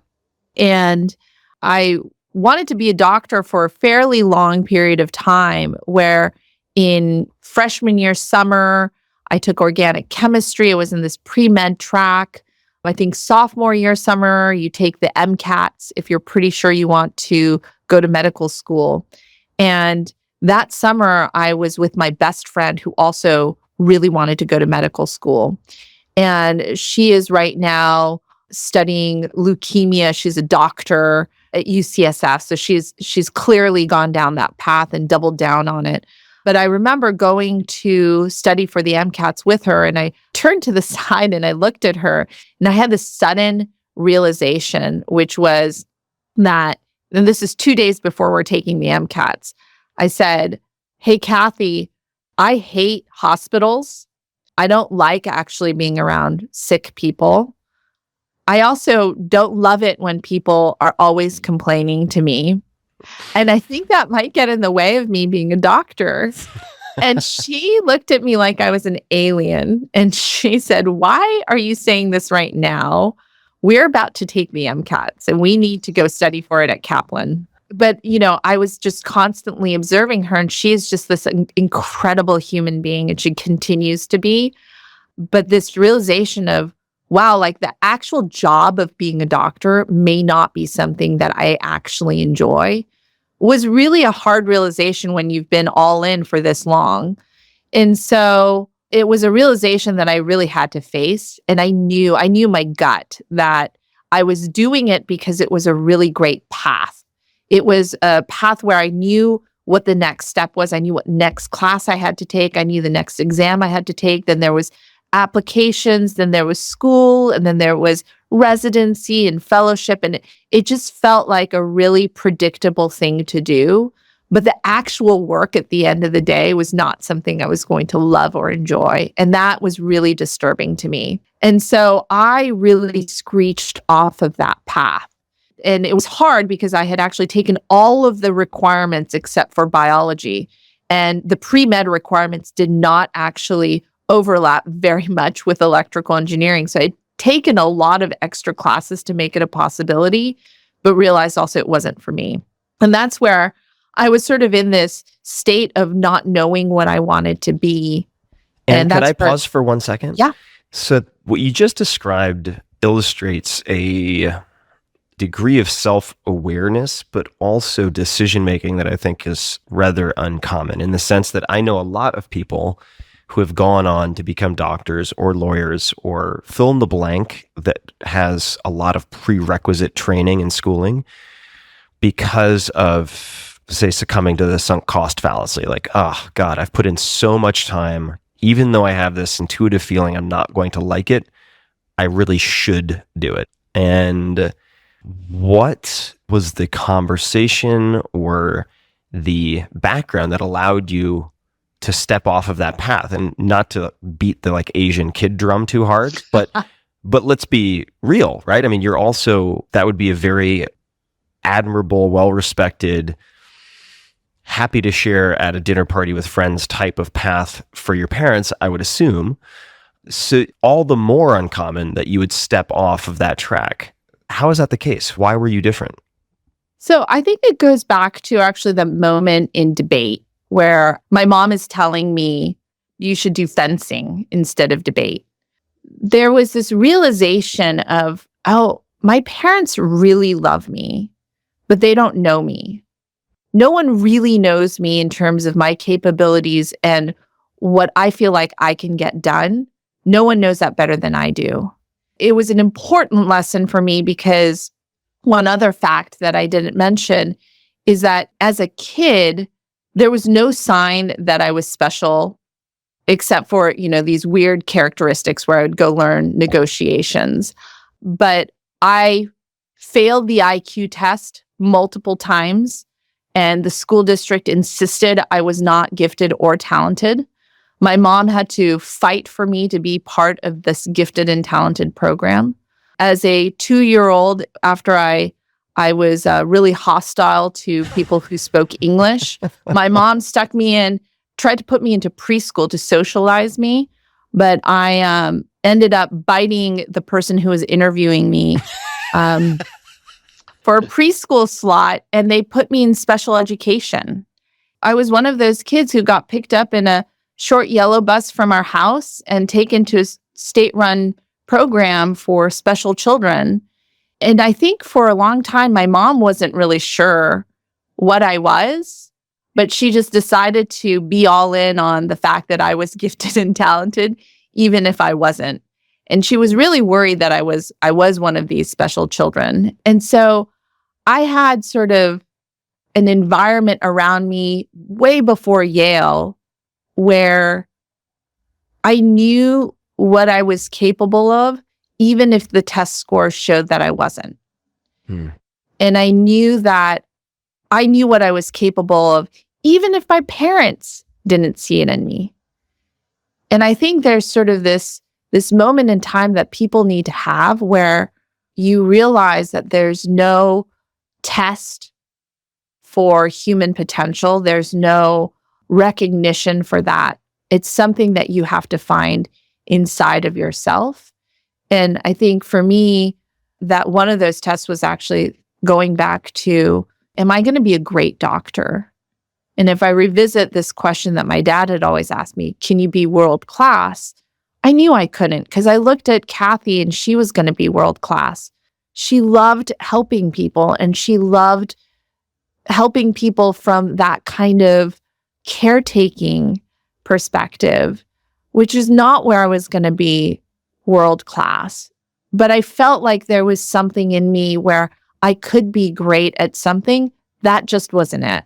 And how did you have all of this technical training by this point? I mean, you have the chemistry, but you certainly also have the, let's see here, at that point, the electrical engineering, probably. Yeah. How does finance and investing or startups, I don't know which came first, enter the picture?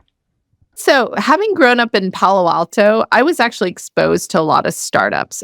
Even as a kid, I used to babysit for a serial entrepreneur. and he was always tinkering around in his garage. And I remember thinking to myself, oh, he works for himself, which is very, very cool. I also, on my debate team, was Lisa Brennan Jobs, who I didn't really realize she was the daughter of Steve Jobs until I was in her house. We were talking about debate. I was a senior at the time, and I was helping her through learning the ropes of speech and debate, and Steve Jobs sort of appeared out of nowhere. And I remember thinking to myself, what is Steve Jobs doing in this house? And so, it was just it was all around. And so venture capital was something that actually a friend of mine had brought up when I was still struggling with this notion of what should I be.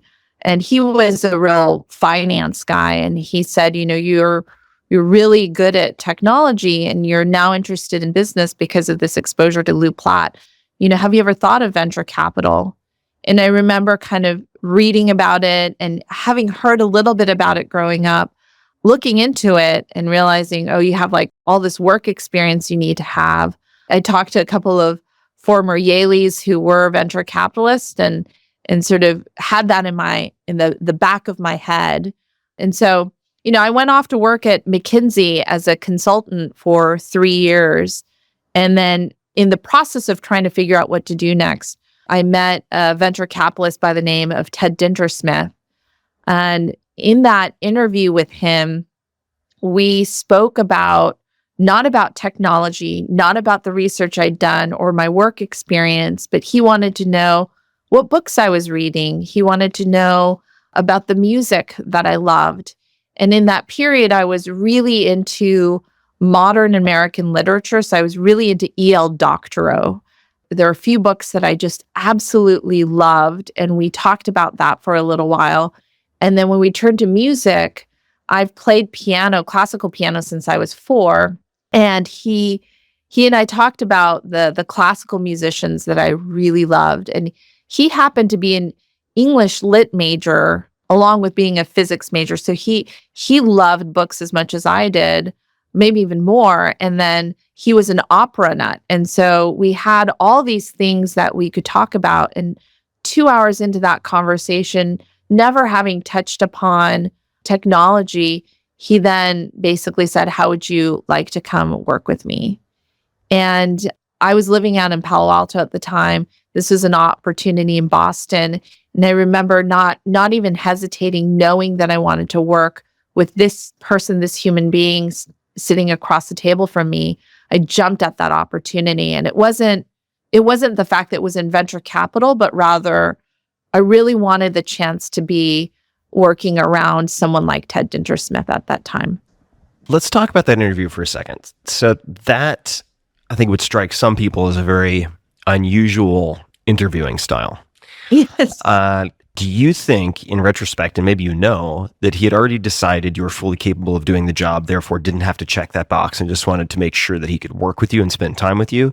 Was it that he was using that interview to sell you so that when he made the offer, you would say yes? What do you think was going through his mind before, during, or after, or I suppose before and during that conversation?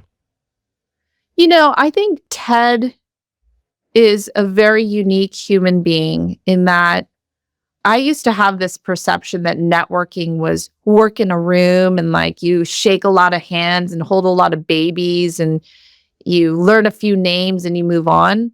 I learned from Ted that networking is actually a deep curiosity about the human being who's sitting across the table from you.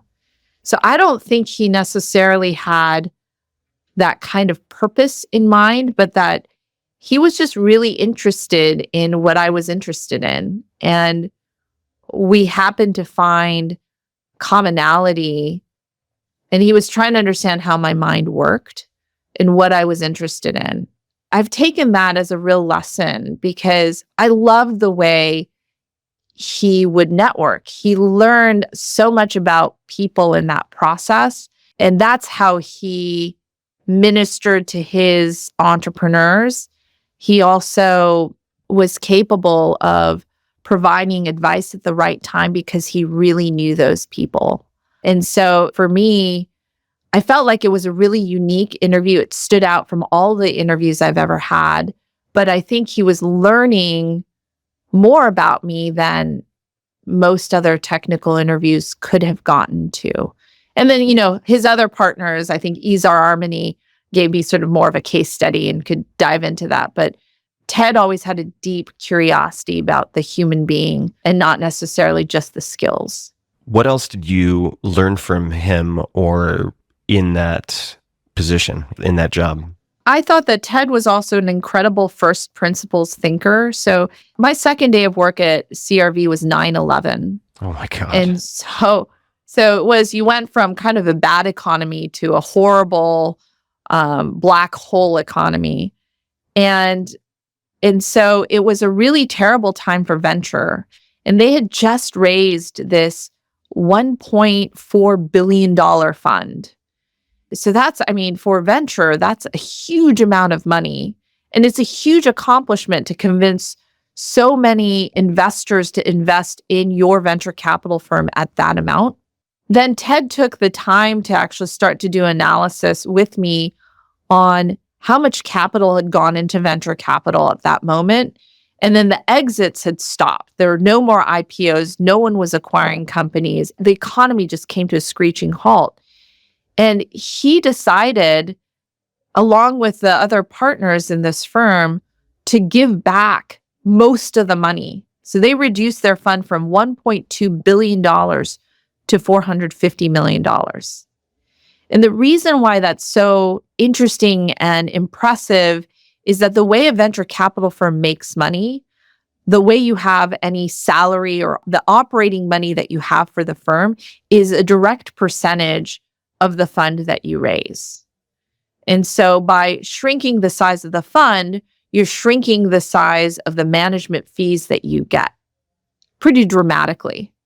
Oh, for sure. Very dramatically. For people who don't know, you hear very often, it's not always the case, but in venture capital, 2 and 20, and that means 2% management fee based on the sort of assets under management, meaning that particular fund, and then 20% of the upside for people who don't know. Mm-hmm. They decided to give back those management fees. And to me, that was really, really impressive because you're facing down a really terrible economy. Not only are you shrinking the size of your fund to reflect that, you're also shrinking the size of your management fees and you're taking that blow.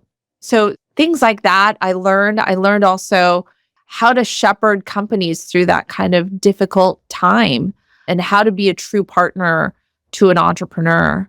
And so, I think it was a really important lesson to learn because I would argue most people haven't seen real cycles. People seem to think 2008 was a real significant dip in the economy.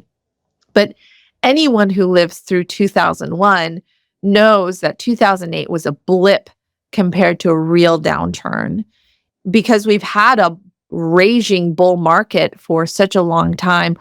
That memory and that knowledge of having survived, 2001 as a crisis period is something that I hold with me really in my war chest. I know how to get through that kind of time period, and I don't think a lot of people do. Yeah, it makes me think of a lot of what I heard in Silicon Valley, still hear, before moving to Austin, which makes me think of, I'm going to paraphrase this, but it's a quote from Sir John Templeton, I think it is, which is the most expensive words in investing are, "This time it's different." And it has been quite the bull run. You mentioned first principles thinking. I want to tie that into something you mentioned related to your class, tough choices for leaders. What are some of the toughest choices for leaders, I suppose, in this context? CEOs or high-level execs, co-founders of companies. What are some of the toughest decisions that nonetheless seem to come up fairly commonly? I think the most difficult thing for a startup founder, CEO, leader, you witness multiple phase changes in a business. And so if you imagine you're going from absolutely nothing to something, that's what I call the 0 to 1 phase. You're searching for product market fit. You're trying to find the best customers.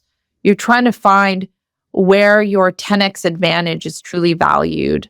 That's a very different business process and truth seeking than when you're going from 1 to X, which is now that I know what my value proposition is, I'm going to add to that, but I'm also going to pull on some of these growth levers. The fundamental job of a VP of marketing who is in that 0 to 1 phase changes dramatically in 1 to X. It changes dramatically for the salesperson in 0 to 1 to 1 to X. And you go through this incredible Bermuda Triangle where you have to navigate that change. And so what I see challenging for startup founders is actually being comfortable with your fundamental job shifting from every 3 months. You would have a massive shift in what you need to focus on and how you need to develop. And I think a company is a multidimensional thing. And in Silicon Valley, we spend so much time thinking about product and product market fit that we forget that there's this huge emphasis you might want to place on the fact that a company is also an organization. A company is also a category that you're building. A company is also a business model.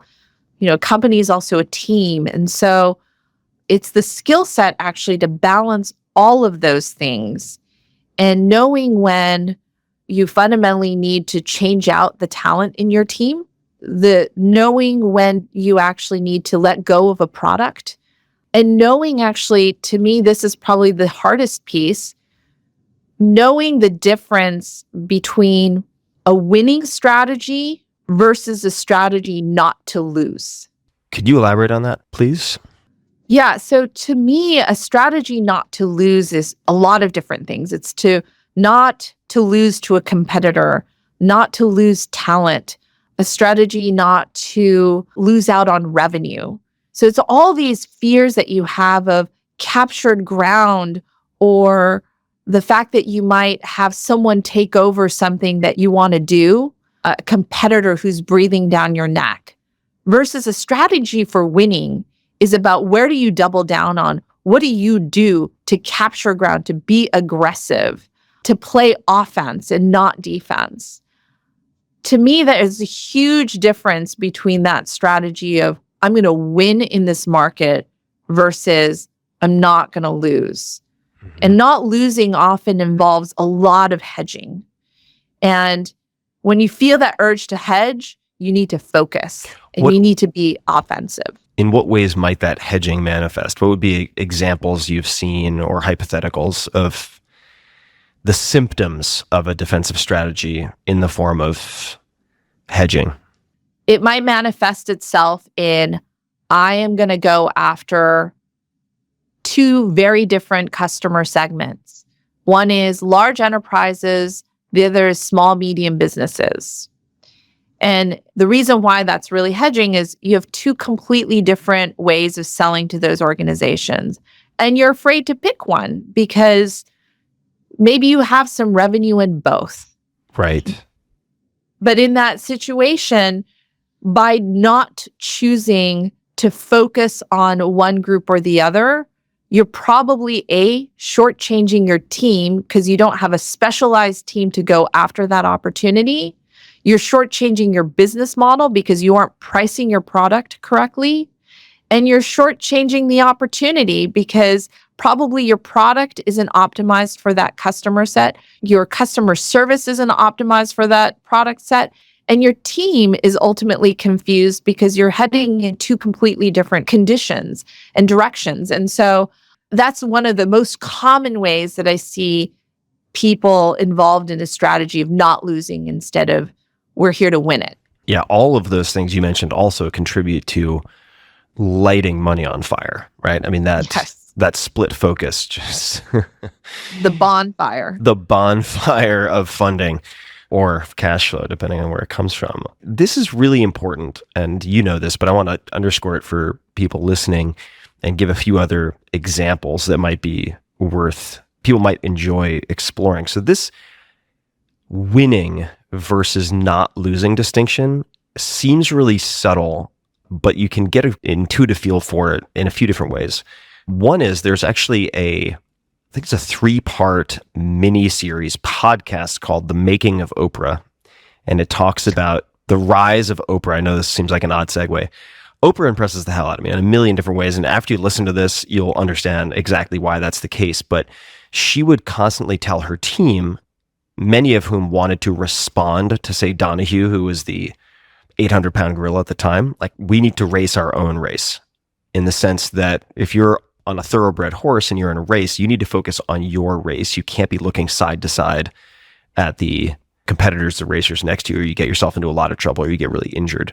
And the second is, if people want to Google Dan Gable on aggression, there's a short video I put on my blog that hits this point exactly. And I'm giving examples from different disciplines because it is cross-disciplinary. It's not just investing in startups. Dan Gable is the most legendary wrestling coach, certainly of the last, I would say, 100 years in the United States. Also won a gold medal in the 72 Munich Olympics without having a single point scored on him. That just does not happen. And this video will show you a lecture that he's giving one of his athletes after his athlete tied. And he said, you lost to him twice before. You just didn't want to lose. He said, you never win that way. You got to tie. And that's exactly why you got to tie. And the difference is just so powerful. It's worth, I just thought, taking a second to underscore it, because I think it's really a critical distinction that you brought up. It's also like, I think about it, I love to ski. And I had this instructor once, I was complaining about going through powder and I was saying how it really hurt my thighs. He's like, my thighs are burning. And he looks at me, he said, it's because you're not leaning forward. And like the minute you lean forward, suddenly you're just gliding. And it's scary in that moment when you lean forward because you feel like you're going to fall. And yet it gives you so much more control. It's so much less effort, counterintuitively. Definitely. And that to me is like the perfect example of, oh, like you have to actually have a little bit of aggressiveness in order to have the win. I think you are well suited in that respect. How did you meet the man who so famously tries to not trick, that sounds too strong, who so commonly will say something like, well, I'm just a Southern boy. Maybe you could slow down and explain that one more time. Which, by the way, if you ever hear anything like that, like really stop and pay attention, because you're about to be tricked or misdirected. I've actually borrowed that and I use that for Long Island a lot. I'm like, I'm just a slow Long Island boy. Take a second. Maybe you can explain that to me again. How did you meet Mike Maples Jr.? Yeah, so this actually happened in one of the classes that I was teaching at Stanford. He was one of the mentors for a bunch of teams. So we had all these teams who were creating business plans for their own version of a startup company. And we had incredible mentors to each of these teams. We had, I think, someone who was the former CEO of VeriSign. We had, I think, Diane Green might have been a mentor to one of the teams. Can you we explain had to Mike folks Maples. who Diane Green is, for those who don't know? Diane Green is now the head of Google Cloud. She was also the CEO of VMware. Big deal. Big deal. So big deal. And what we did was we would team up some of these entrepreneurs or people in Silicon Valley with a student team, and Mike was one of them. And for people who know Mike, he's just this charming boy from Oklahoma. He calls himself sometimes a washed up enterprise VC and or washed up enterprise entrepreneur, but he's not. So he came to our class and he was mentoring this team, but he was actually being too nice. And so this team was having like all sorts of weird issues. They were fighting and they came to my office hours and one of them started to cry. And spotting a theme here within proximity of right. I did not make this team member cry. It was they were making each other cry. I'm just screwing with you. Yeah. And so I was just I was kind of mad at Mike because part of the role of the mentor is to help shepherd them through these tough points. And he was just kind of checked out on that front. And I emailed him and he said, oh yeah, my team's doing great. And I said, well, I kind of beg to differ. They were just in my office and one of them started to cry and they're fighting. And right now, if they don't pull it together, they're really going to fail the class. And he just wrote me this message that said, well, I think they're going to get an A+. And so I said, well, so far not tracking. And so we just sort of had this friendly banter. And actually, the team does turn it around, and they ended up getting an A+ in the class. And now, did so Mike intervene, or did he just throw some turtle shells on a desk and like divine his way to that outcome? I'm not really sure, but I actually take full credit for the turnaround, because had I not pointed it out to Mike, then the team would have just imploded. So based on that interaction, a few years later, I was starting to get to a point in my PhD where I was thinking of starting my own company.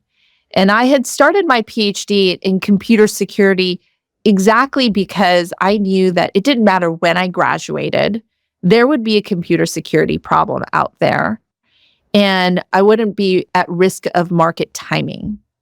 And it was sort of a perfect opportunity, because just as I was going through my research, it was from 2003 to 2007 at this point, we had transformed from this world of where security used to be a bunch of vandalism problems to now there were companies involved, and like real money was being involved. And so real crime was being created here.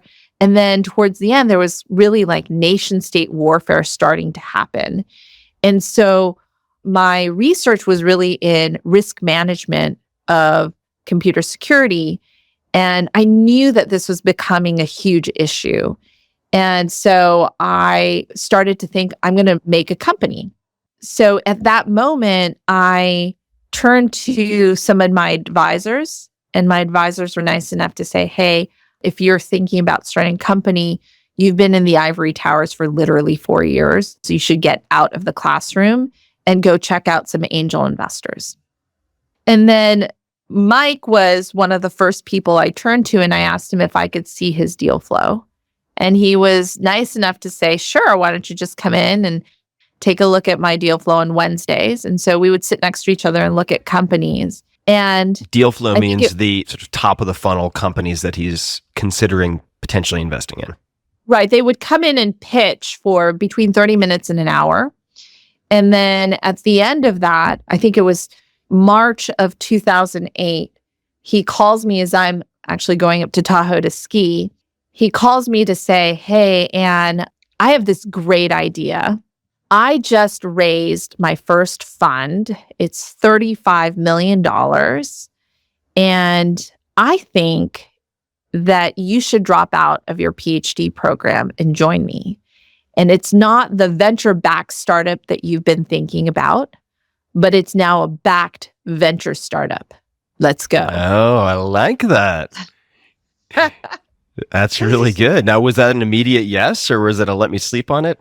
I actually thought he was crazy because, first of all, I was literally, again, I was a nobody. I'm a PhD candidate. I don't even have my degree at Stanford. So there's like all these business school students. There's great, angel investors milling around. The major question was like, why does this guy think that I would actually be a good investor? And then the second piece was there weren't a ton of venture capital firms that were being started up. So even when I went back to people who were my mentors, some of them said, why would you go to a no-name VC? Why won't you go and be an associate at Kleiner Perkins or Excel or Sequoia? Yeah. And I didn't really have a good answer. And just to set the stage for folks who don't know maybe the recent history in Silicon Valley, at the time that Mike had proposed this to you, sort of micro-cap venture capital was barely a thing. There are a lot of funds of all sorts of different sizes now, but at the time, this was very unusual. Yeah. And so it was, at this point when we get to 2018, there's probably, 30 funds being pitched a week to a limited partner who invests into these venture capital firms. But back then, there was very, very few. And so it was really a question of, is this the smart thing to do? And I think this is sort of where, when you turn to an entrepreneur, this is the feeling that they get. What I sensed was there was actually a major change afoot. All of the students around me at Stanford didn't need $5 million to start a company. And that's what venture capital was offering to startups at that point. They would say, I will buy 50% of your company for $5 million. Right. It was predicated on the entry costs being very high in some respects. Very, very high. Yeah. And like at that point, we suddenly have open source software. We really have what's starting to look like cloud computing.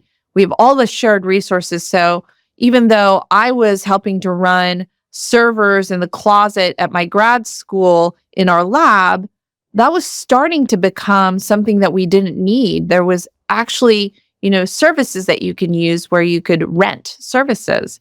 And so to me, there was a dramatic change that was happening. And so you had to change the financing environment. So I felt like I could see something that everyone else didn't see that Mike was also seeing. And he used to say 500,000 is the new 5 million. And then the second piece for me was this guy, Mike Maples, had a skill set I had never seen before, maybe in like one or two other people in my entire lifetime. But he was this incredible marketer.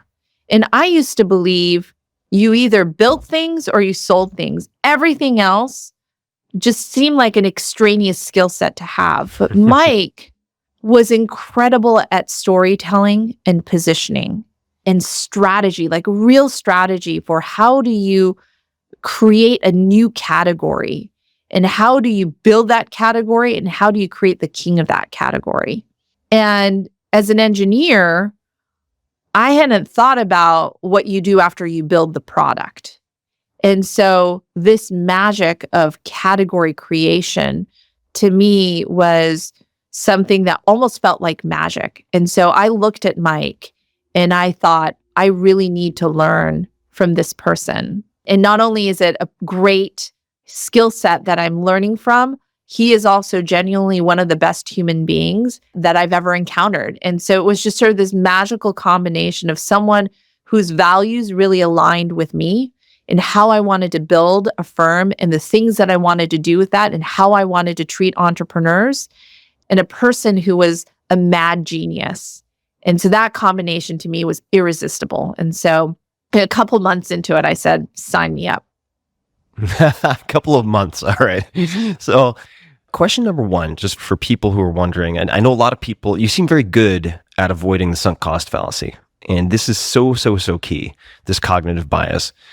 When you were looking at the quitting of the PhD program, I don't know how it works at Stanford, but did you realize you could kind of, you didn't have to quit? I did not quit. So that first year and a half of my life at Floodgate was crazy because at that point, I joined Floodgate and I have an 18-month-old child, my daughter, Abby. And then I think it was 4 or 5 months into it, I am pregnant with my second child. I've promised my mother, as any good Asian daughter would, that I will finish this PhD if it's the last thing I do. So I'm waking up at like 4 o'clock in the morning, doing research until 7 when my daughter wakes up, then taking her to daycare, and then working from like 8:30 to 6:30 at Floodgate, and then coming back, doing dinner, and then working on my PhD again, rinse and repeat. And then I got pregnant with my second child a few months into that, and then decided I was going to defend my PhD. They set the date for 6 weeks after I gave birth to my son. So, I not only did my first set of investments, but also gave birth to a child, cared for another one, and managed to stay married and finish this PhD all between 2008 and 2009. And so, to me, like that's like the most creative and probably productive period of my life ever, and probably will be, but also showed me that I can actually do a lot of things that everyone around me was like, why would you do all of those things at the same time? This is going to seem like a non sequitur, it kind of is, but how does your mom say your name? Because Anne is sort of an unusual first name. Oh, no, but that's not my Japanese. first name. Right. My first name is Reiko. Reiko. Yeah. R-E-I- So how does my mom say it? She's like, Reiko! Reiko-chan. Reiko-chan, sugoi ne. I can barely, that's another word everybody should look up and learn. S-U-G-O-I. Sugoi na. That just means sort of awesome, impressive, a whole sort of things, because I can barely manage to brush my teeth and shower on a daily basis. And yet you're doing all these things simultaneously. I have to pause at this point just to try to fill out some of the colors of who Reiko-chan Ann-Miura Ko is. What have you struggled with? Like, have you had any dark, really, it doesn't have to be dark, but difficult times, dark times that you could tell us about, and where you really struggled? Or is that not part of your sort of lexicon? No, I think we all have struggles, right? So I think even in this moment of like the PhD and caring for my kids and caring for myself and my husband and my family and trying to do a good job at work, like things slip, right? And I struggle with this still today. And this is where the darkness comes in, is like, am I doing anything well? Like, am I a good mother? Today, my 6-year-old is on a field trip and he asked me, why is it that you never get to come on a field trip? Like, those are all these moments where you wonder, like, am I failing at being a parent? Or I'm not able to get to the dishes. And I had a moment where my front door neighbor is actually a Japanese woman, a nosy Japanese woman. And she went up to my mother and she said, you know, your family is so strange. I always see the husband doing the dishes, but never the wife, never the wife. That is the most nosy Japanese neighbor thing to say ever. It's like I spent 2 days like in that front window doing dishes. And at some point I was like, oh, screw this. But it's like all, you know, it is this constant battle of how do I figure out what my priority is so that I have like minimum viable progress on some fronts. And then the thing that really matters, I'm going to make massive progress on. That's where the darkness creeps in. I think, you know, for me, my really loser moments have been things like early on, I just described to you early how there were tests that always said like I wasn't that smart. There were lots of examples where I wasn't good at a lot of different things that other people found very normal. Like I was horrible at standardized tests. Only until I got to like senior year or junior year in high school did I finally figure it out. Like there's so many places where so many people said distinctly average, maybe not even that smart. And I think for me, it's been learning to tune out the naysayers and knowing that there are certainly a lot of things I'm not going to be good at, but there are things that I can actually be great at. A really good example of that actually is my PhD. I remember when I got to my PhD at Stanford and I'm starting, first of all, like I took a math class and there were college freshmen in this class and it felt like the math teacher was speaking Greek and the freshmen are flying through this material because they're like little kid geniuses. And I remember thinking to myself, well, clearly I should not be getting a PhD in math, and thank goodness this is in operations research. Then I had this second experience where the new professor came in across the hall from me. His name was Ramesh Johari. He was my age because I had taken 5 years off to start my PhD. He was literally my age, and he was incredible. He could remember things about different papers and theorems and how they were proved from like years past, compare and contrast them. He just knew things that I struggled to remember. And I remember looking at him and being in one of his seminars and thinking to myself, that is world class as an academic. I'm okay at it, but I would have moments where I was like, I'm actually not even good at it. And then I would go to a conference and like when you compare yourself against the world of PhD students, then you start to develop a little bit more confidence. Then you go back to Stanford and you see what world class is. And I was thinking to myself, this isn't the path. And there's a place where I actually can use the skill sets that I do have, where I can be really good at the things that I'm doing.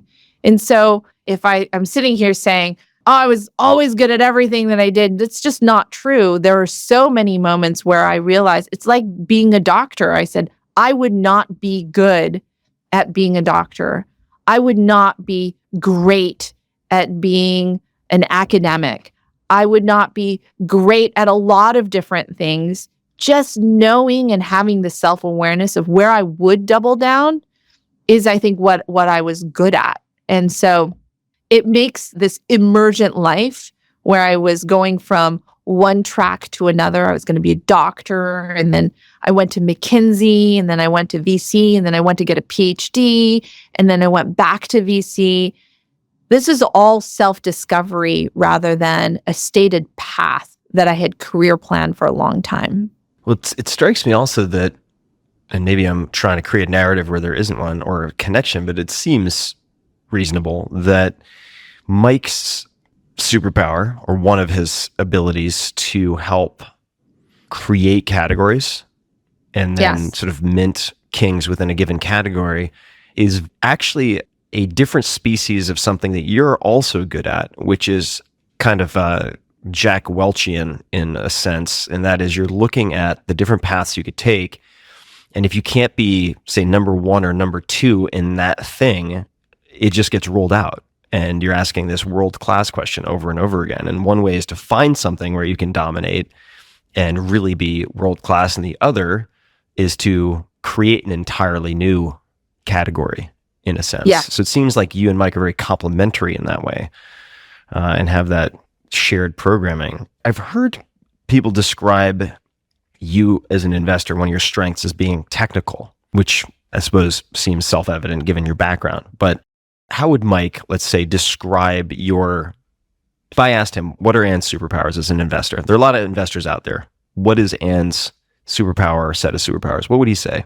I think for me, the superpowers I have are a few-fold. So one is, because of the technical capabilities that I have, when someone is describing particularly anything that has to do with math, and luckily for me right now, math is having this incredible resurgence in artificial intelligence and in cryptocurrency, I can get that piece. I can get that piece better than, I would say, probably 99% of the investors out there.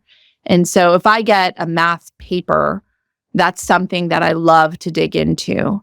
And that technical insight is something that I think I'm better at than most other investors out there. And then from there, I can also start to piece together what that company will look like around that technology. And so it's not just I'm looking for great R&D projects, but ones that are ripe to be big D and little r. And I think that's a superpower, especially at the very early stage. So one of the companies that I invested in back in 2010, Ayasti, they've gone over $100 million in financing at this point. And I found them when they didn't even have a business plan. They had 4 math papers that they sent to me. And so to me, that's something that I double down on. And it's a part of the types of investments that I like to do. That's very different from the TaskRabbits, Refinery 29, and Lyft that I've done in the past as well. I think the other superpower that is a little bit less evident, is more evident as I'm working with people, is I feel like I have a pretty good sixth sense about the people dynamics within an organization. So I can tell when there's actually infighting happening. I can sense when an executive is starting to disengage. And those are things that I work on with a lot of the CEOs that I work with. And then the last piece that I think I really love to engage in is the fundamental data behind the business. And so I love looking at the cohort analysis and really engaging on data, because that's a piece of the puzzle that I feel like I'm also good at unencoding. What are you looking for now, and what are thunder lizards? We mentioned hunting thunder lizards earlier, and I promised I would come back to it. So maybe we define that first, and perhaps you could tell us what you're looking for at the moment. So a thunder lizard is inspired by Godzilla. It's a term that Mike my partner used to always tell this story, which is that we are inspired by entrepreneurs who are like Godzilla. And so what is Godzilla like? He's born from radioactive atomic eggs. So the DNA of that entrepreneur is already fundamentally different. And then he swims across the Pacific Ocean. And depending on if you're Mike or me, he lands in either the Bay Area or Tokyo and starts to wreak havoc and eats trains and automobiles and buildings, and then proceeds to crush that industry and creates disruption and then builds something out of that. And so that idea of disruption is something that I always liked, that imagery of like the journey across the Pacific Ocean, born from something fundamentally different, and then really starting to turn things over. So when we say, okay, what are we looking for right now in terms of where do we think the new thunder lizards will exist? There's sort of two different areas. It comes back to the math that I'm really interested in. One is I do think that artificial intelligence is about to disrupt a lot of different types of enterprise software. I think that enterprise software still sucks. And if we're going to be able to really transform the way a business is actually operated, we have to take the software that just basically records data and spits it back out to you into something that's actually more intelligent, that tells you something that you didn't know, that gives you superpowers. And I think that we're going to see more and more of that in the industry. And so as an example, like baseline example is, why do we spend millions of dollars on Oracle or NetSuite when the CFO still has to make a budget for next year? Why doesn't that financial planning just automatically generate itself based on all the history that it knows, plus all the data from the external world? So I think things like that we're going to start to see happen more and more. I also think, fundamentally, the scientific method may also be dead. Like we used to have the scientific method was developed in a time where we didn't have enough data, and data was actually the fundamental bottleneck in scientific research. Well, that's just not the case anymore. And so why is it that we form a hypothesis, then look at the data, and then come to a conclusion? We should have all of the data, then have an analysis of that leads us to a hypothesis or a belief system that we fundamentally test further. So I think these massive changes are coming, and you see it even in cryptocurrency. There's also really philosophical, interesting debates happening around, well, you have this massive pull towards centralization, whether it's in AI and ML, where you have to have all of that data in one place in order to really train. ML being machine learning. Or in cloud computing, you're also putting it up into the data into more data centers. In cryptocurrency, we believe that there's going to be more decentralized software. And so how do you reconcile those two types of systems? I think there's lots of really interesting themes that are just at the start of being discovered. I'm really excited about what's going to happen with autonomous vehicles and the technology that's going to be required to make that a reality. And so all of those areas, I think, are just fascinating. And so it feels like the period of real intellectual abundance, and that we're headed into a period of real great creative energy. End of time where a lot of your philosophical training and reading will be put into practice in the real world, right? Where we have people can look up the trolley scenario. It's typically thought of as a thought exercise, but if you're programming, not to take us too off on a tangent, but if you're programming for autonomous vehicles and there's some type of act of God, a hailstorm, a huge boulder falls in the middle of the street and the car has to swerve left and hit two school kids, or swerve right and hit 5 geriatrics, how does it make the decision? Right. And what is the logic embedded into that machine? It takes a lot of these philosophy 101 thought exercises and translates them very directly into the real world with real consequences. It is fascinating time. It's also like, how much do you want to know, right? So in deep learning, it's actually very difficult to know what's happened inside of this black box. And so there's more of a demand for, let's know what's actually happening inside of this black box, especially if lives are at risk or if billions of dollars are at risk and we need to be able to audit these algorithms. I think there's real interest in new technologies now that we can actually audit and know what's going on inside the box, so that if the trolley example happens, we actually know how the machines will make their decisions. And so I think there's a lot of work to be done, a lot of opportunity, but also a lot of thought that needs to go into how we want to regulate all of this. Tricky. Yeah. Well, it's going to be exciting. Interested to see how all these things coalesce, right? Also, you're looking at these gigantic companies, the Facebooks, Googles, the FANGs, right? That are more and more so converging onto the same territory. To see how that resolves, if it does in some fashion, is also really, really exciting to me. Or how something like Y Combinator, just to do a little bit of inside baseball, can say, we are interested in this type of company or this particular aspect of engineering, or fill in the blank, and kind of steer the attention of thousands or tens of thousands of would-be entrepreneurs into a particular sector, right? Or type of project is also just really interesting to think about from the ramifications 5 years down the line. But anyway, maybe I think we have so many incredible societal problems that need to be solved.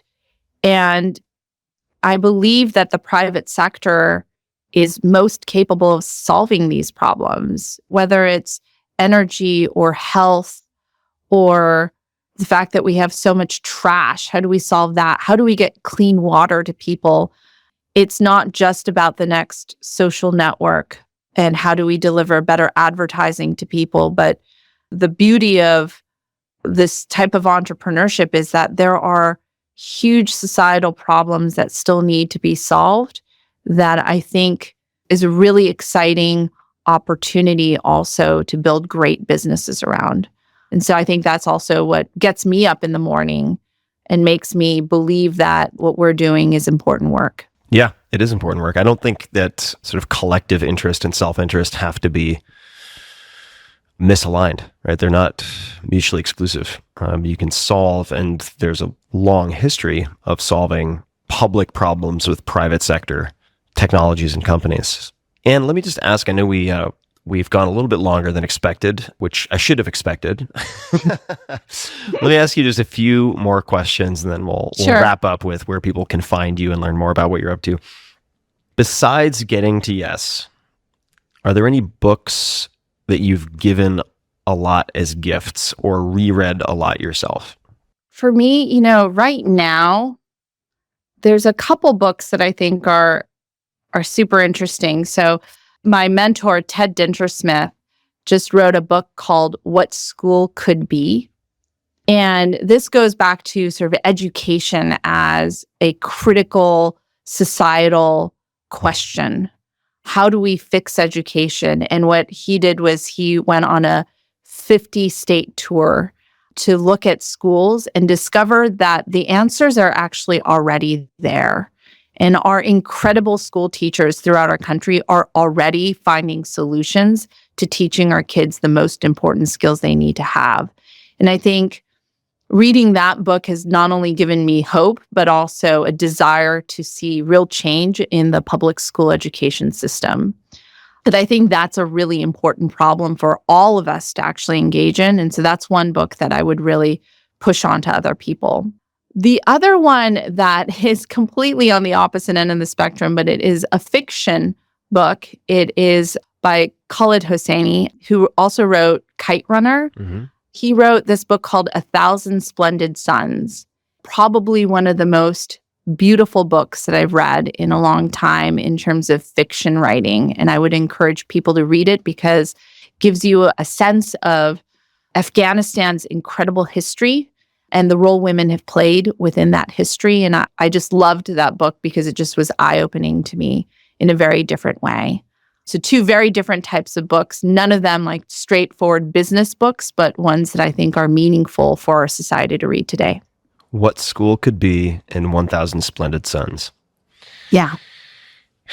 Is there any purchase of $100 or less, it's kind of arbitrary, right? But just not a Bugatti or something, that has most positively impacted your life in recent memory? $100 or less. It could be. I mean, look, if it's like a foldable kayak that you got for $400, that's fine too. But it could be anything. It could be $2, could be free, could be any recent addition to your life. Oh my gosh. So it's actually a foldable chair. So I go to my daughter's soccer tournaments a lot. And there's this incredible foldable chair. I don't know what it's called. You can get it on Amazon, but it has this flip over sunshade that goes over your head. And for any parent who has been at a swim tournament or anything, this is life-changing because oftentimes I'm just baking in the hot sun and you can be anywhere and you have your own personal tent that like folds over your head. It's like saved me on multiple weekends. My husband bought 2 of them. I love it.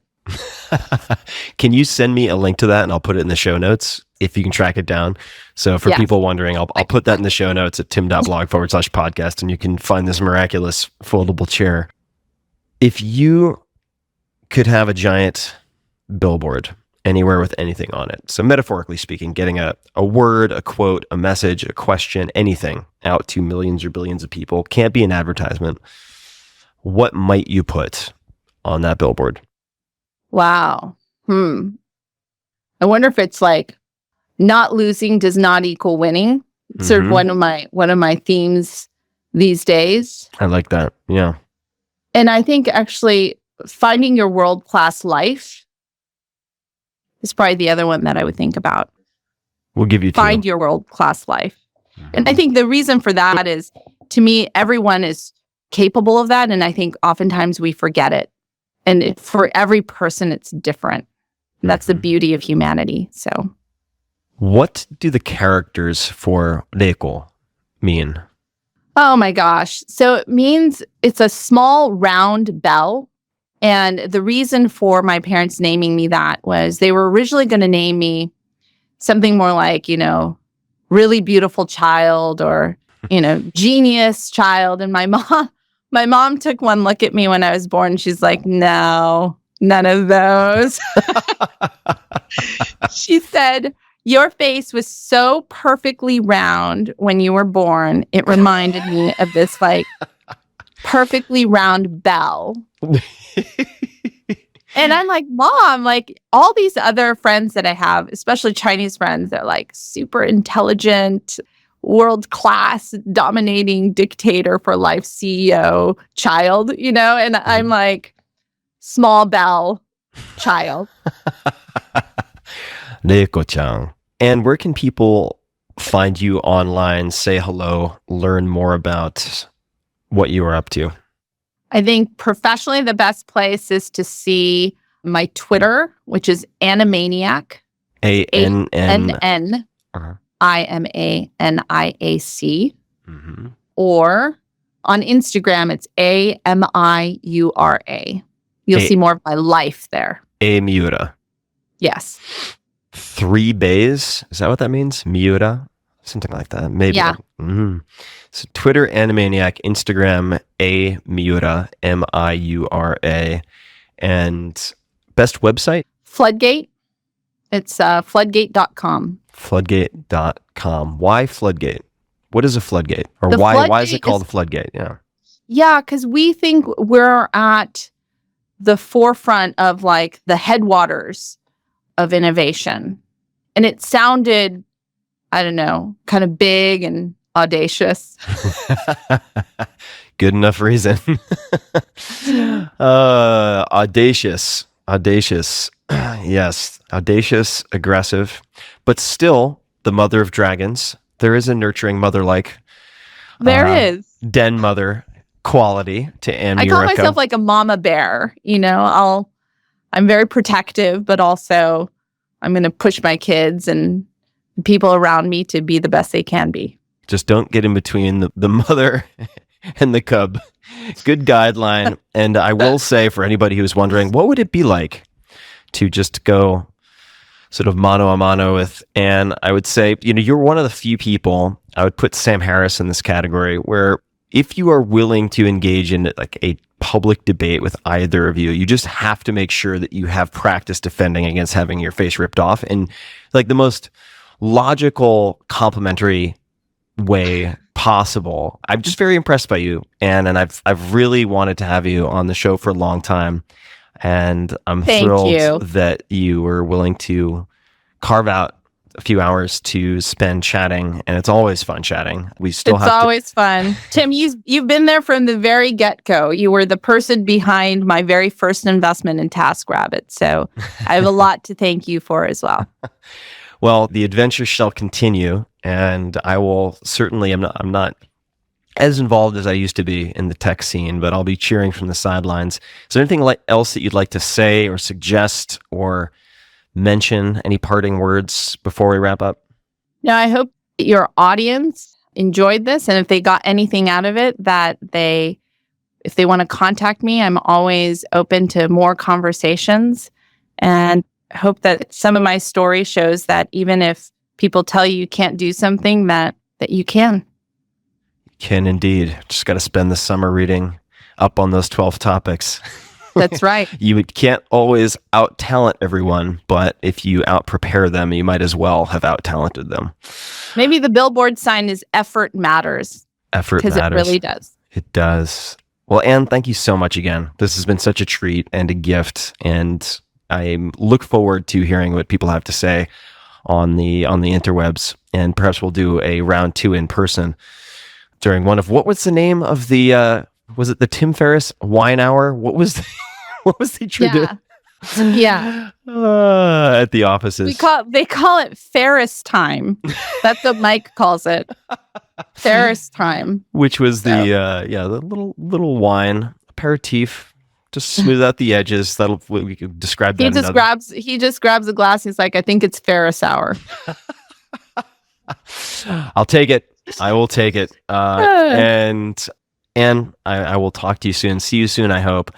And to everybody listening, you can find links to everything we discussed, the books, the fold-out chair, and much more, getting to yes and so on, in the show notes, as you can with all episodes at tim.blog/podcast. And until next time, thank you for listening. Hey guys, this is Tim again. Just one more thing before you take off, and that is 5 Bullet Friday. Would you enjoy getting a short email from me every Friday that provides a little fun before the weekend? Between 1.5 and 2 million people subscribe to my free newsletter, my super short newsletter called 5 Bullet Friday. Easy to sign up, easy to cancel. It is basically a half page that I send out every Friday to share the coolest things I've found or discovered or have started exploring over that week. It's kind of like my diary of cool things. It often includes articles I'm reading, books I'm reading, albums perhaps, gadgets, gizmos, all sorts of tech tricks and so on that get sent to me by my friends, including a lot of podcast guests. And these strange esoteric things end up in my field, and then I test them, and then I share them with you. So if that sounds fun, again, it's very short, a little tiny bite of goodness before you head off for the weekend, something to think about. If you'd like to try it out, just go to tim.blog/Friday. Type that into your browser, tim.blog/Friday. Drop in your email, and you'll get the very next one. Thanks for listening. This episode is brought to you by 8 Sleep. I have been using 8 Sleep pod cover for years now. Why? Well, by simply adding it to your existing mattress on top like a fitted sheet, you can automatically cool down or warm up each side of your bed. 8 Sleep recently launched their newest generation of the pod, and I'm excited to test it out, Pod 4 Ultra. It cools, it heats, and now it elevates automatically. More on that in a second. First, Pod 4 Ultra can cool down each side of the bed as much as 20 degrees Fahrenheit below room temperature, keeping you and your partner cool, even in a heat wave. Or you can switch it up depending on which of you is heat sensitive. I am always more heat sensitive, pulling the sheets off, closing the windows, trying to crank the AC down. This solves all of that. Pod 4 Ultra also introduces an adjustable base that fits between your mattress and your bed frame and adds reading and sleeping positions for the best unwinding experience. And for those snore-heavy nights, the pod can detect your snoring and automatically lift your head by a few degrees to improve airflow and stop you or your partner from snoring. Plus, with the Pod 4 Ultra, you can leave your wearables on the nightstand. You won't need them because these types of metrics are integrated into the Pod 4 Ultra itself. They have imperceptible sensors which track your sleep time, sleep phases, and HRV. Their heart rate tracking, as just one example, is at 99% accuracy. So get your best night's sleep. Head to 8sleep.com/Tim and use code TIM to get $350 off of the Pod 4 Ultra. That's 8sleep, all spelled out, 8sleep.com/Tim and code TIM, T-I-M, to get $350 off the Pod 4 Ultra. They currently ship to the United States, Canada, the United Kingdom, Europe, and Australia. This episode is brought to you by Shopify. Shopify is the all-in-one commerce platform that powers millions of businesses worldwide, including me, including mine. What business, you might ask? Well, one way I've scratched my own itch is by creating Cock Punch Coffee. It's a long story. All proceeds on my end go to my foundation, Saisei Foundation, to fund research for mental health, etc. Anyway, Cock Punch Coffee, it's delicious. The first coffee I've ever produced myself. I drink it every morning. Check it out. We use Shopify for the online storefront, and my team raves about how simple and easy it is to use. It has everything we need and nothing we don't. Whether you're a garage entrepreneur or getting ready for your IPO, Shopify is the only tool you need to start, run, and grow your business without the struggle. Shopify puts you in control of every sales channel. Doesn't matter if you're selling satin sheets from Shopify's in-person POS system or offering organic olive oil on Shopify's all-in-one e-commerce platform. However you interact with your customers, you're covered. And once you've reached your audience, Shopify has the internet's best converting checkout to help you turn browsers into buyers. Shopify powers 10% of all e-commerce in the United States. And Shopify is truly a global force as the e-commerce solution behind Allbirds, Rothy's, Brooklinen, and millions of other entrepreneurs of every size across more than 170 countries. Plus, Shopify's award-winning help is there to support your success every step of the way if you have questions. This is Possibility powered by Shopify. So check it out. Sign up for a $1 per month trial period at Shopify. That's Shopify. Shopify.com/Tim. Go to Shopify.com/Tim to take your business to the next level today. One more time, all lowercase, Shopify.com/Tim.